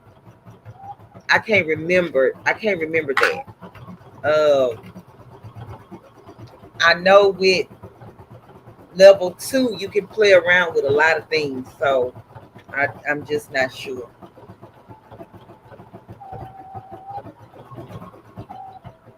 And the reason I'm using the single needle embroidery machine today is because a lot of people only have single needle embroidery machines. This would have been done 7 or 8 minutes ago on my multi-needle machine. But it still works, and I'm going to continue to use it. Not a lot, but I'm going to use it. And I'm grateful to have it because it's a backup, if nothing else, if I need it for something. But you can sew with this machine, and if you've been on my channel before, you've seen me use it to sew. And I like the stitches that it sews. It's just that this machine is computerized and it's very sensitive.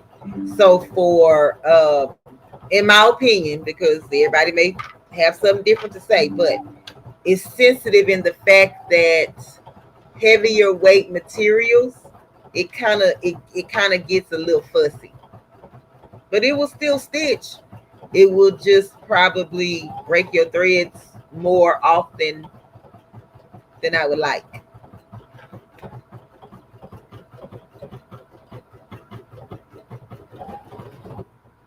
Y'all, it's done.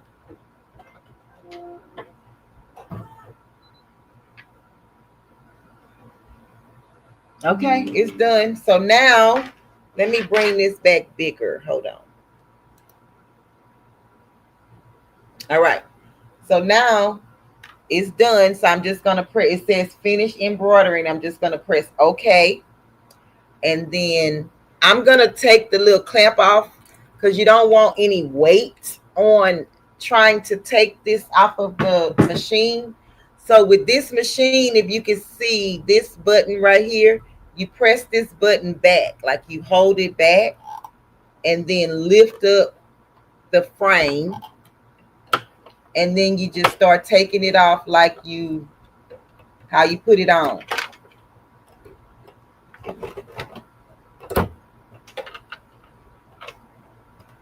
Y'all, I don't have a lot of room in the back.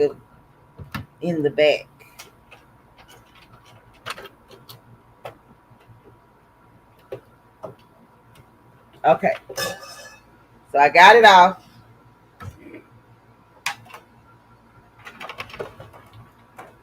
And this is what it looks like.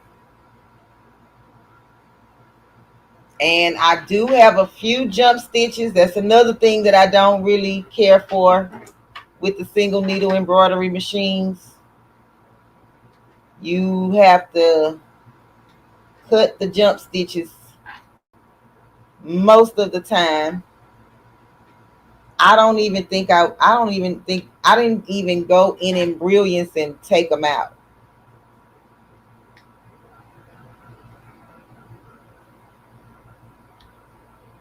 So you seen me from start to finish, create the file, bring the lettering in from defont.com, create the file, and then hoop it. My curved scissors is in the embroidery room, y'all, and I don't have them out here. But what y'all think? Yes, Marilyn, me too. Yeah. Well, mine is the Singer, but if it's the manual ones, they're not as fussy, in my opinion. I can't speak for everything and everybody. Oh, let me see if I can use. I know my arm is in y'all way. Just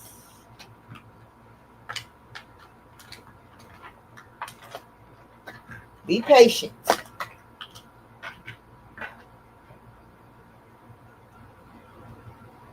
And this thing does come with a screw. I mean, like a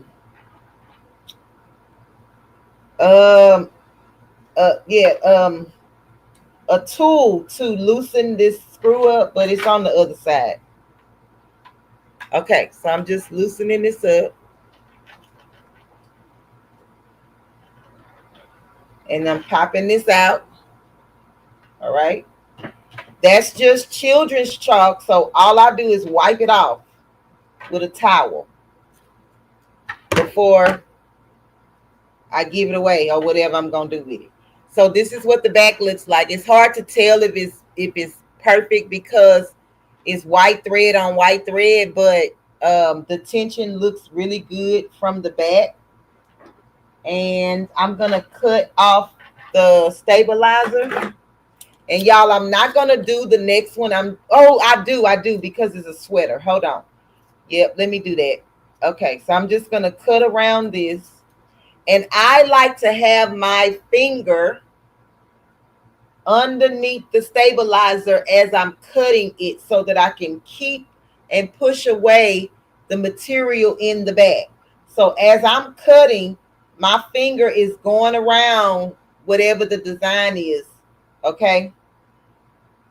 Because it's nothing like trying to cut stabilizer and you cut the garment. So I always hold the stabilizer up, and I always put my finger behind it, behind the scissors,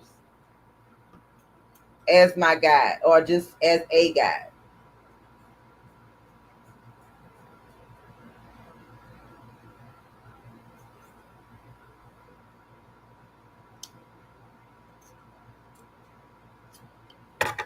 I'm gonna clean that up a little bit more with the other scissors, but they not in here. And then I would take my lighter or a heat gun or a heat press and press this down. In my personal opinion, it's always best to heat seal your stitches. Once you clean all of this up, heat seal your stitches, whether it be a lighter, a heat gun, or a heat press. It does not matter. Just make sure you put some heat to it so that your stitches stay in place. It locks the stitches in. Do you have to? Absolutely not. But that's what I do. Okay? That's just what I do.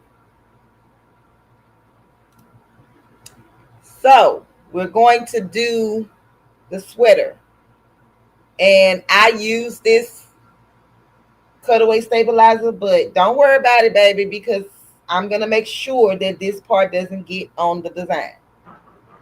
So I'm going to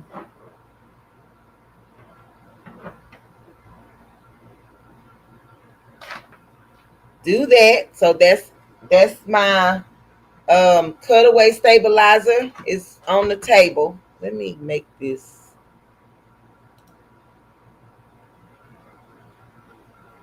Not like that. Okay. Cutaway stabilizer is on the table. I already put the name how I wanted it. Okay. So I'm going to unbutton. Oh, let me change this.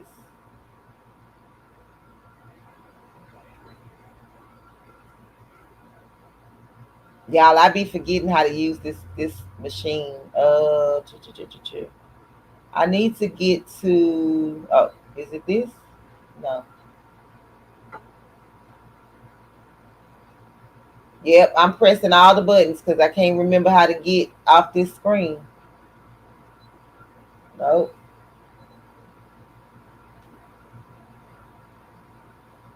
Yes, cancel. Okay.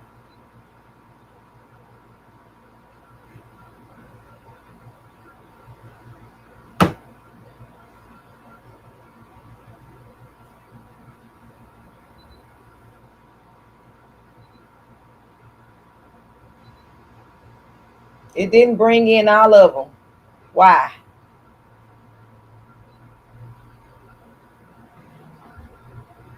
I didn't let it finish.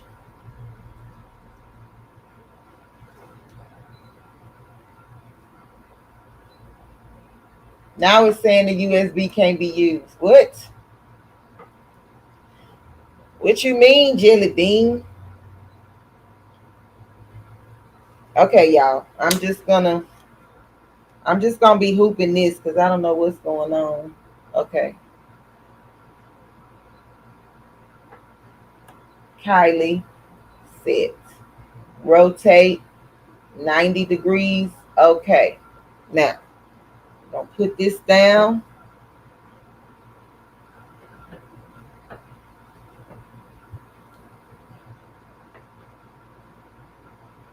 And you just want to try to get it on as straight as you can. Oh, that's what we need to check to see how straight that is on that jacket. But it looks straight to me. Hey, Kenneth Wilkinson, welcome in, King. Hey, Miss Evelyn Warner, welcome in, Queen. Okay, y'all. This one shouldn't take long because it's only 5 letters. But we don't know. Okay, so I'm laying it down.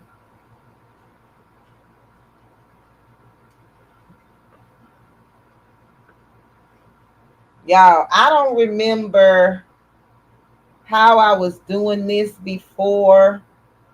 So what am I saying? Like before I got my multi-needle machine, this is all I knew,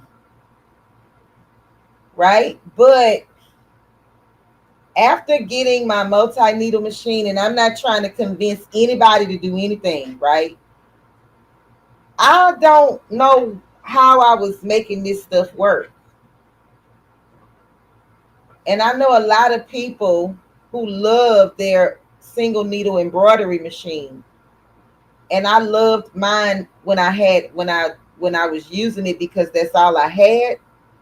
But y'all, I'm telling you, once I got that multi-needle machine, I put this machine to the side.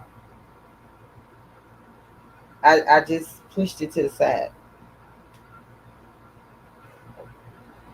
I was wrong for that, but anywho, that's what I did. I started treating this machine like a stepchild, like it wasn't even here. Okay, so now I got that down. Let me.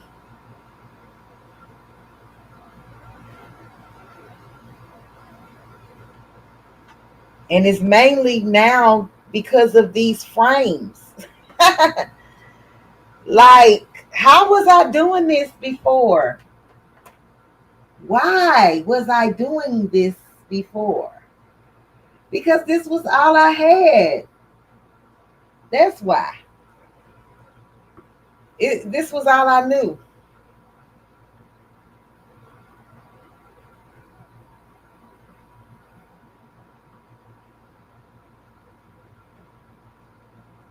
And I don't know. Now, they do have some machines now that have the single needle have magnetic, some type of magnetic hoop, right? And I've seen Crafting on the Dime with Shay Shay use it, but she don't use it a lot. I'm not sure if she like it as much as she thought she would. And we are tight, right and tight back here. Um, so now I'm just gonna slide all of this over here, making sure nothing is underneath my hoop. Bring all of this to the back.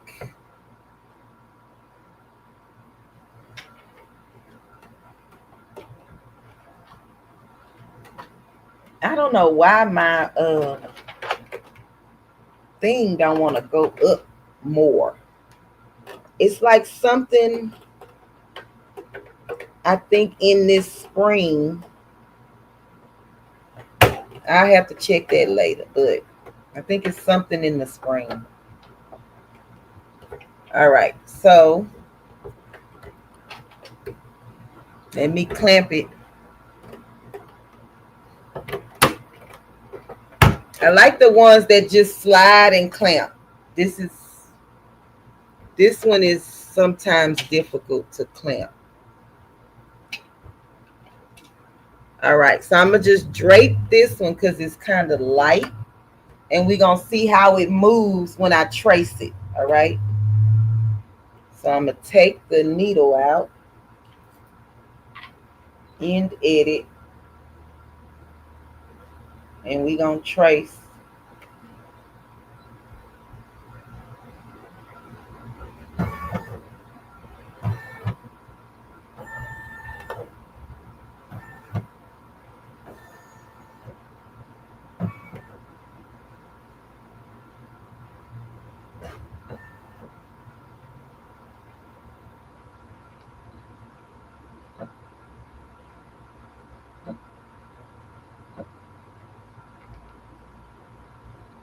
Tracing it again, y'all.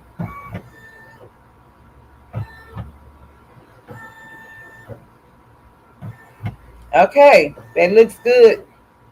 As long as it's not on this on the rim of this thing here.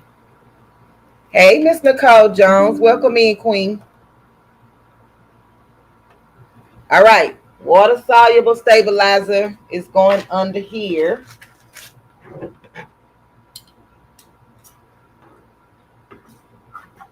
So the way that I do my water soluble for it to stay down is, some of you guys not gonna, you're not gonna agree because it's kind of yucky. But I just put my finger in my mouth, get a little spit, wipe it on underneath there and underneath there, because that's glue, in a couple of little spots. And then I put my paper down. You could have hooped it inside. Oh, y'all, the sweater is not catching it. So I'm going to just hold it for a moment. The sweater is slippery, so it's not even catching it.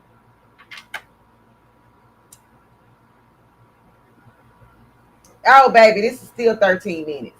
My God. My God. All right. We just got to do whatever we got to do. We got to go with it. So I'm going to just let it catch for a minute. Hey, Jesse. Welcome in, King.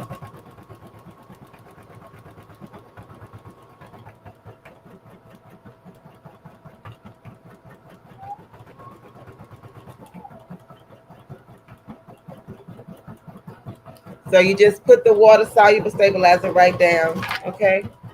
I hope Craftable Things is feeling better today.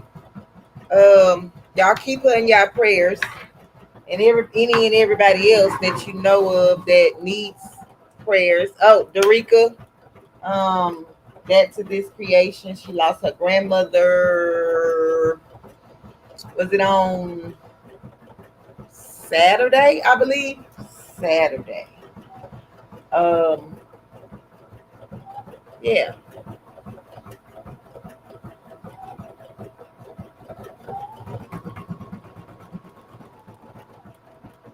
Do anybody have any questions? I guess y'all don't. Oh, we're gonna check to see if this was. I'm gonna make myself big right here. We just gonna check to see how it looks once I zip it up. Hold on, let me zip it. Oh, and y'all pray for me, okay? I am going to do the sewing challenge. It's just, y'all, it just takes a lot to film. But just in case this was mine, so y'all see where it would be located at? Perfect. My shoulders is up here. So that would be the location. And so it's not interfering with the zipper. You still have room away from the zipper, so nothing is going to get caught. And then just say I had my arm. That would be where my arm would be, or the person's arm would be. You see how it's still, you can see it from both sides. But if my design was over more, my arm would be on top of the design, right? So that's why you come in, you figure out where you need to come in. You just figure that out when you measure from seam to seam, or center point to the seam. So like this one was 7, half of that would be 3.5. But by my design being more than 3.5, I pushed it over just a little bit, which was 3. I just took away the half and just put it at 3. Okay. So there is a method to finding left chest and right chest logo center points and all that stuff, but You guys may be able to read it and understand it, but the way my brain works, I don't understand it. But I do understand the way that I do it. And then I'm going to show you something else, how my brain operates, right? This is what I used to do when I first started. I would take this garment, fold it in half, shoulder seam to shoulder seam, front to back, right? So this would be my center. And then looking at the arm, I can see that this is kind of like the middle of the arm seam. Just looking at it. And I would fold this over like this. And I would mark it. I would do my chalk. I don't even know where that's at now. Where did the chalk go? Okay. And I would mark it. And so when I did that, this is how it came out. It was end up being in this area. Let me show you that again. I would take the garment, fold it in half. So if I'm working in the front, fold it towards the back. Shoulder seam to shoulder seam, making sure that this is flat. Looking at from the top to the underarm of the whatever shirt. It could be a shirt, right? And then I would fold it in half. And when I would go and do my line, it would end up being like this.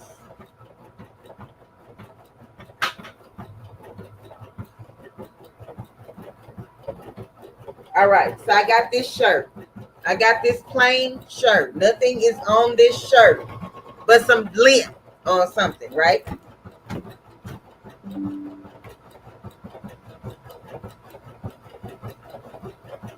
I'm going to take this shirt and I'm going to fold it in half towards the back. I'm going to match up the shoulder seams as best as I can because y'all know t-shirts sometimes don't. Yeah, but anyway, I am matching seam to seam. Seam to seam. Now this is flat, like this. I'm looking at the top of my shirt to the armpit of my shirt, and then I'm just going to fold it in half.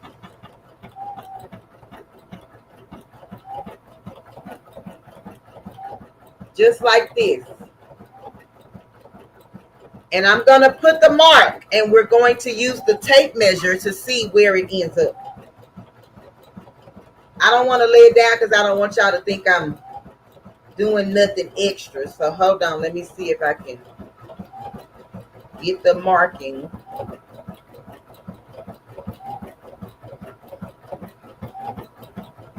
It's kind of wide, y'all, but can y'all see? Yep, you can see kind of the...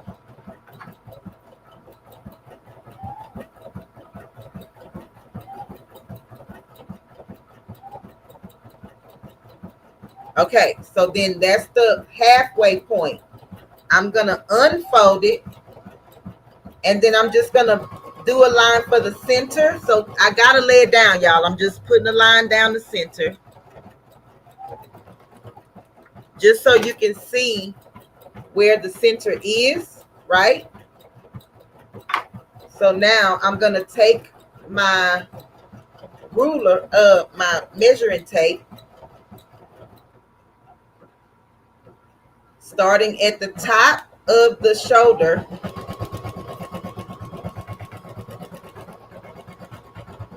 And remember, this is a extra large shirt. So starting at the top,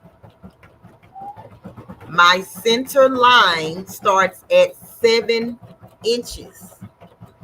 Like from the top to where my design will start is 7 inches.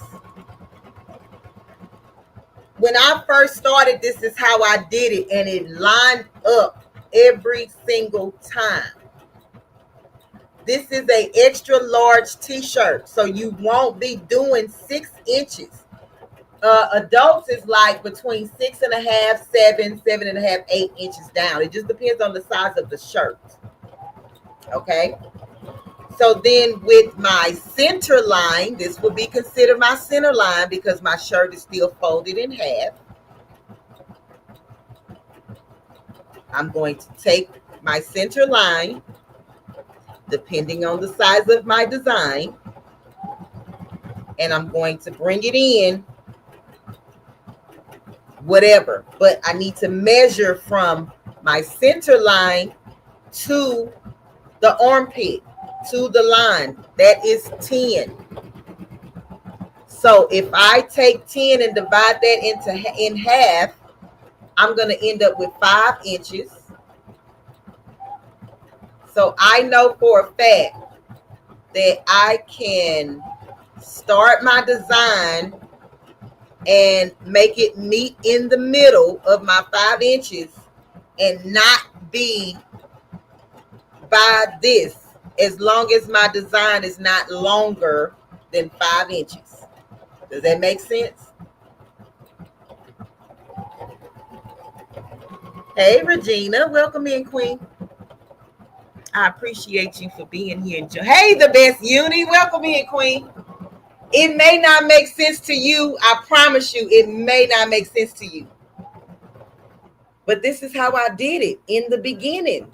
I did all of this just to find how to do a left and a right chest logo, because that's the only way my brain accepted it. Center line, and then it came down 7 inches. And so if I had a design, this is my center, and my right chest logo would be right here above my you know what area. Don't ask me how I came up with that foolishness, but it works, and I still use it. I still use that method. A lot of times what I would do with the shirts is I would fold it in half, do the center line with the heat press, create that crease, then fold it over, and then create another crease with the heat press. If y'all go back to any of my videos almost 2 years ago, that's the method that I was using.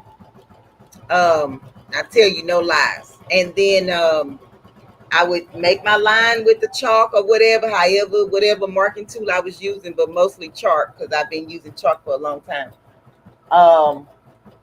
And it would line up perfectly every single time. Hey, Miss Nene Designs. Welcome in, Queen. Hey, Lynn Bizlin. Okay, Lynn Bizlin. Welcome in, Queen. I appreciate you for being here. Did anybody understand what I was doing, what I was saying, what I was trying to show you with this method? Did anybody? Let me know in the chat. Anybody understood what I'm saying? Because you may not. You probably like, girl, what are you talking about? What are you doing? What you doing here?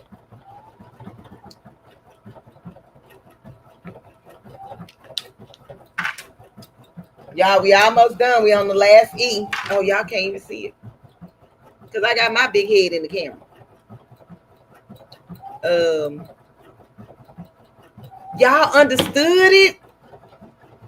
Are you serious? Like, I just felt like when I was doing that, y'all, that I'm like, nobody's going to get this.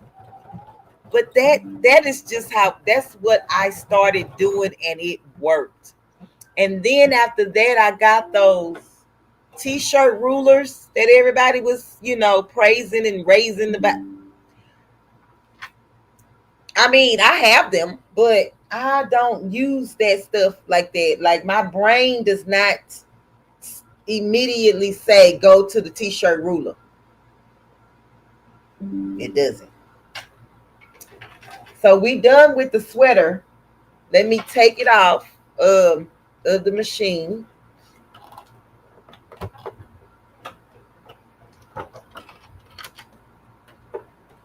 I'm glad I'm not the only one. Well, I mean, I'm probably the only one presenting it to you like that, but I'm glad that you guys understood what I was saying, because it may help you one day when you don't have all the different rulers and all of this stuff that people tell you that you need to have or should have or recommend for you to have just to get something done.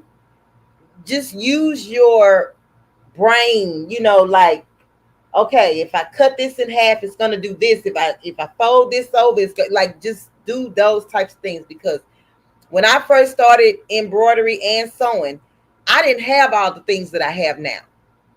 I had the bare minimum. I had to work my way up to having things. And a lot of these things I buy because I watch somebody saying, oh, you need this because it's going to help you, do better, this, that, and the third. And a lot of those things I buy, half of the time I can't find them because I don't use them.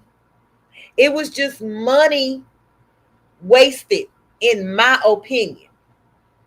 So now when I buy something, or if I tell somebody about something, in my opinion, I feel like you need it.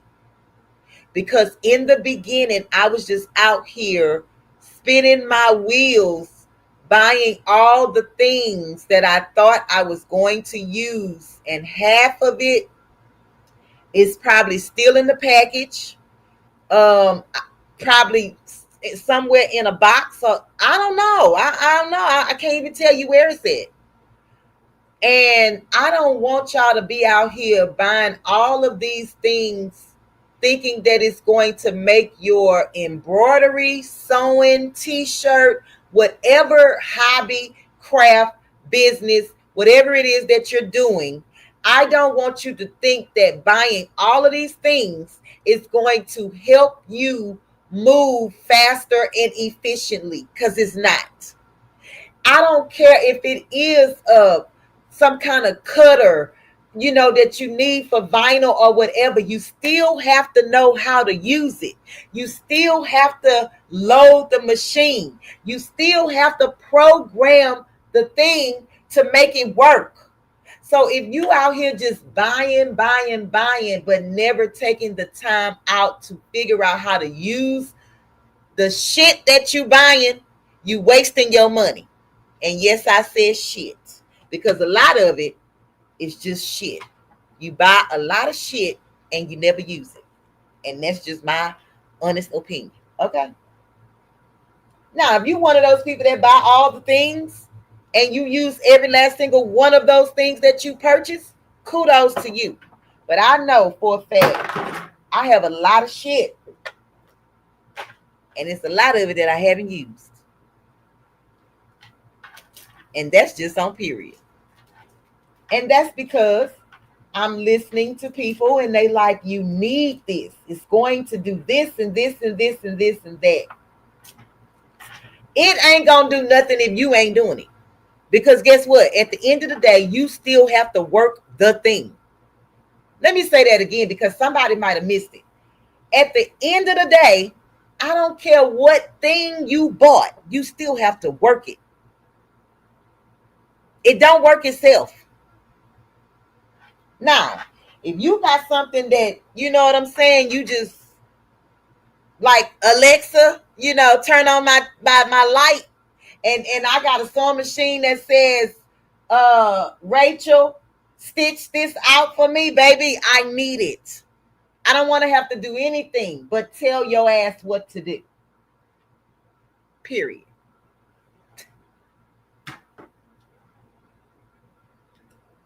Y'all gonna be like, girl, why is you cursing? Because I can.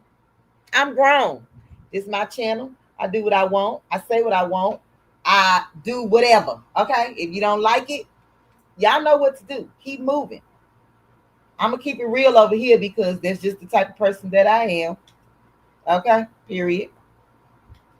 I am going to motivate you to do some stuff though. You know what I'm saying? Like if that's your jam. Like I want to see, oh, hold up. I got to tell somebody something that's on this live, and I'm going to show y'all something. But I want to motivate people to do things and do it with the resources that you have available. You may not have $400 or $500 sitting around somewhere to purchase the latest and the greatest, whatever it is. Use the resources that you have, because the same thing that the person with the $500 machine is doing, you can do it too. Kristen, even though she left, she is living proof of that. She don't have an embroidery machine, but a lot of the things that we've made with these embroidery machines, she have done it with a sewing machine. You just got to put your brain, your mind, and your thinking skills together. A lot of people just want it to be so. Like, I'm the type of person, I can see past the imperfections. I can see past the holes in the wall, right? Like I have holes in my wall because I've been trying to find the stud for whatever so I can put my shelves up. But I can see past the holes in the wall because my brain works in the manner of, if I fill in these holes and I repaint this wall, it will look brand new, right? Or decent enough. Some people cannot see past the holes in the wall. They just like, oh my God, there's holes in the wall. Like, what are we going to do with the holes in the wall? Like, why do they have so many holes in the wall? Baby, because people been hanging stuff up on the wall. And they left the holes for evidence, right? But I'll buy a house with holes in the wall knowing that I can do something about it. Somebody else may not want the holes in the wall because they want to just pick their stuff up and move in. They don't want to have to do no work. I'm the total opposite. If I can get it for a little lesser and I just have to do some work, I'm going to do the work. I'm not going to pay somebody an extra $5,000 because they painted the wall when I could do that myself. That's just who I am. I don't spend my money. I take that back because I do buy things that I don't need. I do. I still do that. But I think about it really, really hard. My sister, I buy it all and most not use it. Absolutely. That, I mean, a lot of people. But, okay, so I want to show y'all that. Remember, I had that little piece on the thing. It did not get caught up with the design. I told y'all I was going to move it. And I did.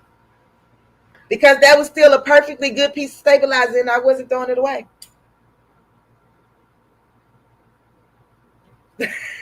Sister, I'm not throwing shade at you. I am not throwing shade at you. But since you posted your comment, I'm going to let, hey, spilling the diversity. Welcome in, Queen. I appreciate you. She say, when you gonna teach us how you did that elephant out of scrap fabrics? I could show you that, Queen. I could show you that. But the reason I'm saying that is, y'all, if you're going to go out here and buy all of this stuff that people are recommending,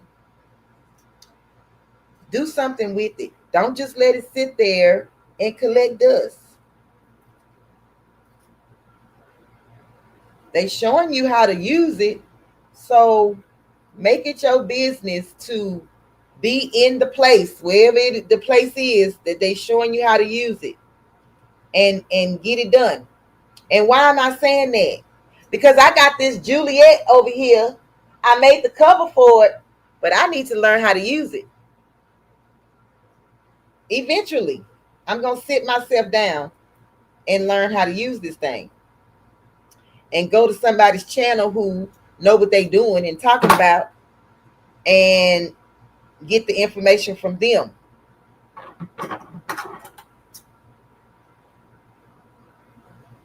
Because I want to be able to cut my fabric with the Juliet.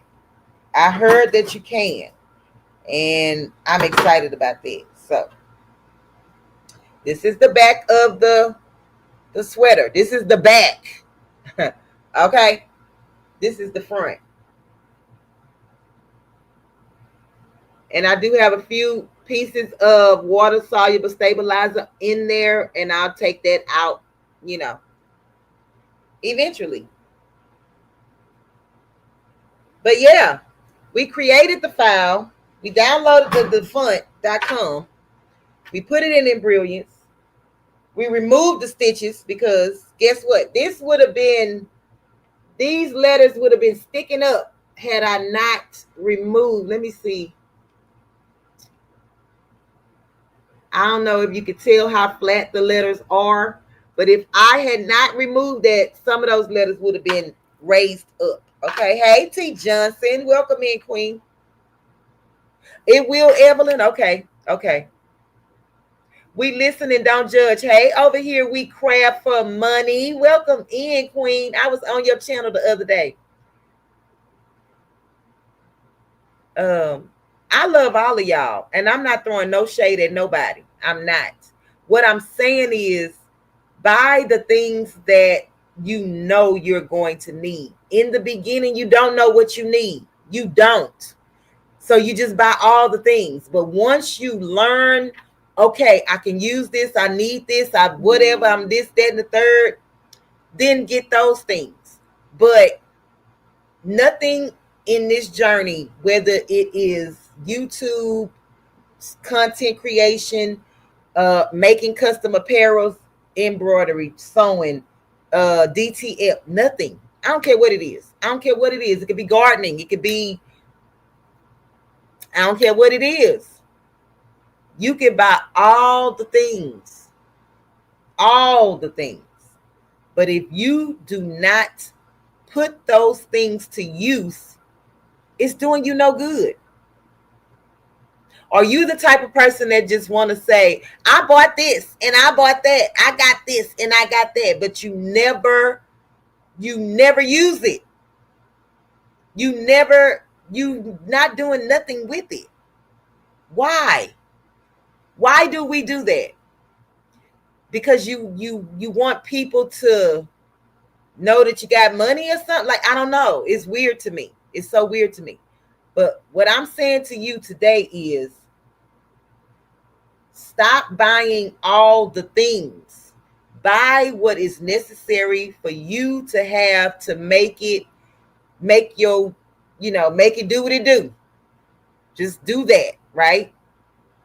Don't forget about the thrift stores. They sell stuff at the thrift stores. Girl, listen, a lot of times people don't even know, what it is that they giving away. That's your sign to pick it up and bring it home and do something with it. Okay? But as far as my rant is over.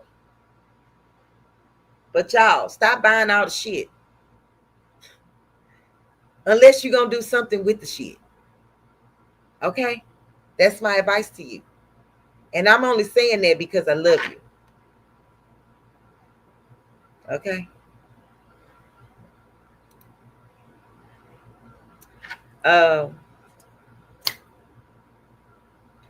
About the sewing challenge. I'm going to make the video for the sewing challenge. And I want to see everybody who wants to sew do the sewing challenge. Don't forget to follow the Facebook group, Seams to Sew and Craft. Okay? so that you can post your work. Oh, I was going to show y'all something. Hold on. I want to give props to Ruji Crafting LLC because where is my phone? Okay, because Ruji Crafting has been following me for almost 3.5 years. And she used to say, I'm not going to sew ever. That's what she used to tell me that all the time. Oh no, Unbiased, that's not my thing. Oh no, I'm not doing that. I'm like, girl, don't say never because you never know. Y'all, I'm here to tell you today that Ruji Crafting, I'm trying to get to the Facebook page so y'all can see it. Not only is she sewing, she got a sewing machine for her birthday from her children. She have also made the covers for her kitchen items. She is making a quilt. I kid you not. I'm about to show it to y'all. Hold on. Let me just get to it.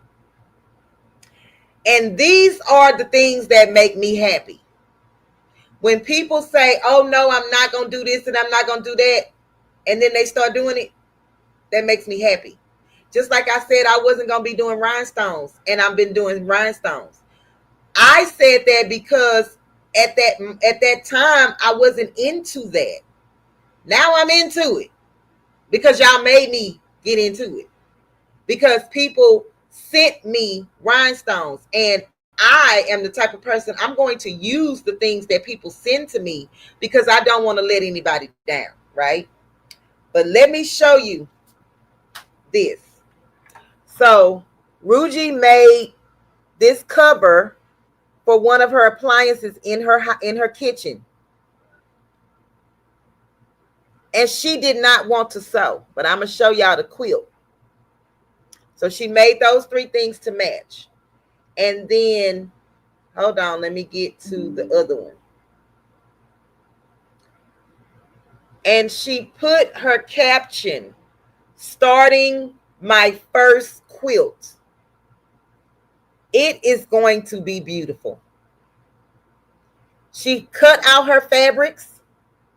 She's laid them out. And now all she have to do is sew them together. And then put her middle batting and then the backing. But the point of this is she started where she is.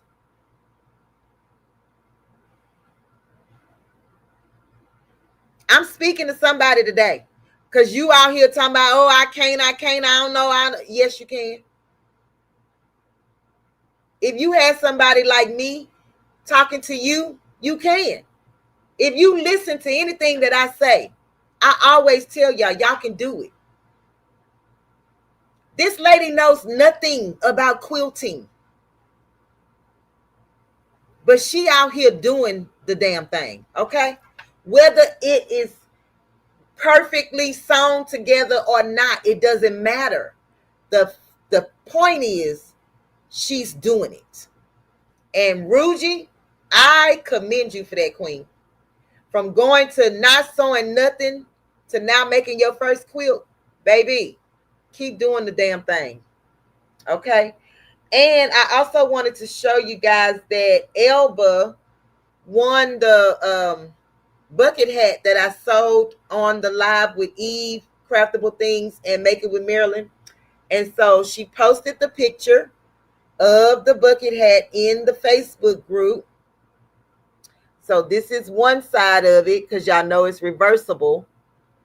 That's still the same side. It's just when you flip it, you will see the leopard. And this is the other side. And when you flip it, you'll see the blue jean.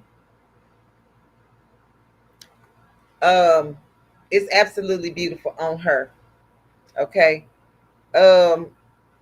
Let me see something else. Because, y'all, people out here Jess Craft Therapy as well, y'all, because she's not a sewer, but she made a table runner, a chicken table runner. And I believe this was embroidery. Yeah, like applique embroidery. So when y'all think people are not paying attention to you, we are. We are. Nicole Jones, she made this. She was in the chat. I don't know if she's still here. She made the bucket hat for her son. Wait, was it your son, Queen? I don't want to say son and it was a girl. Hold on. Hold on.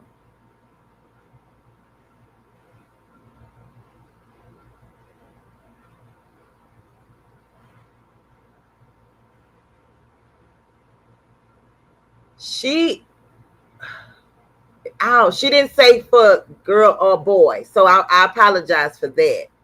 But she made the bucket hat and a little bag to match. And what she did with the bag is she bought a dog collar. She put all this on her description. She bought a dog collar, something that I didn't even think about and I sew all the time. She bought a dog collar to make the tabs on the side. So not only is she going to have more fabric to use for something else, but that was genius. Because guess what? The dog collar costs $1.25 at the $1.25 store. And it already comes with the clamps and the clips and the adjusting and the whatever. It's a dog collar that have everything on it for $1.25, while you out here going to somewhere else and got to buy the clamps and the rings and the this and the that and the webbing and the. She paid $1.25 and got what she needed. I'm gonna have to use that from her because that was brilliant. Like, it was brilliant. You can get straps for a bag, a tote bag, out of dog collars. Come on now.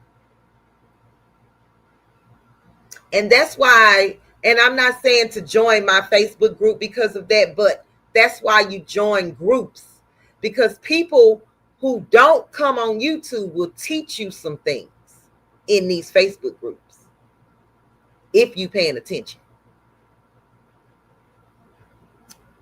And I'm not going to keep y'all, but I want. Miss Nile Brown made some pillows and she used applique and fabric on the pillows. Sublimation. So I'm very frugal. Because my pockets are not long. I don't complain about that. But what I do is I try to show you how I'm doing things. I try to show you how to save some of your coins. And it will take you just a little bit longer to complete whatever it is that you're completing because it's a workaround. My daddy always told me it's more than one way to skin a cat and it's more than one way to get your ass home. And so I live by that. You don't have to follow that path that, you don't. You can veer off sometimes, right? And find your way back. But it'll be your own way.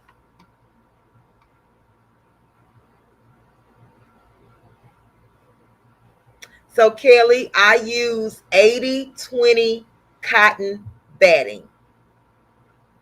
80-20. You can use polyester batting.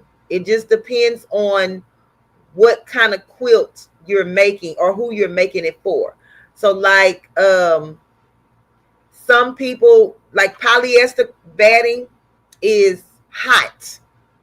Hotter is hot. Because if you think of a polyester shirt, it's hot. Cotton, it keeps you warm, but it's also kind of cool. Does that make sense? So if you use polyester batting, just be mindful of the person who you're making the quilt for. They may not be able to, stand it. It may just be too hot. It may be extremely hot for them. Hey, Dunzel, did I speak to you, King? Yolanda Blue, I appreciate you being here, Queen. But if someone isn't my jam, but I tried to see if I would like it, but all good. Still super proud of you and can't wait to see. I can't wait to see the quilt. Ruji, I am so proud of you. Hey, Renee Meyer, welcome in, Queen. I appreciate you for being here. I am so proud of you, Queen. Because our conversations that we've had, and you just like, I ain't doing that, bias, Y'all, she used to be like, Unbiased, can you make this for me? Can you do this for me? And I was like, no, you can do it. Once a person shows you that they are capable of doing something, or like I knew Ruji could sew. I knew she could sew it. She didn't know she could sew it. But once she knew or found out that she could do this, she's been doing it.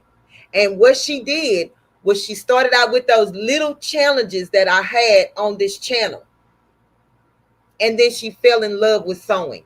It only takes you one project. And once you see what you can make or what becomes of it, you get excited because now you want to do something else, bigger and better and all of those things.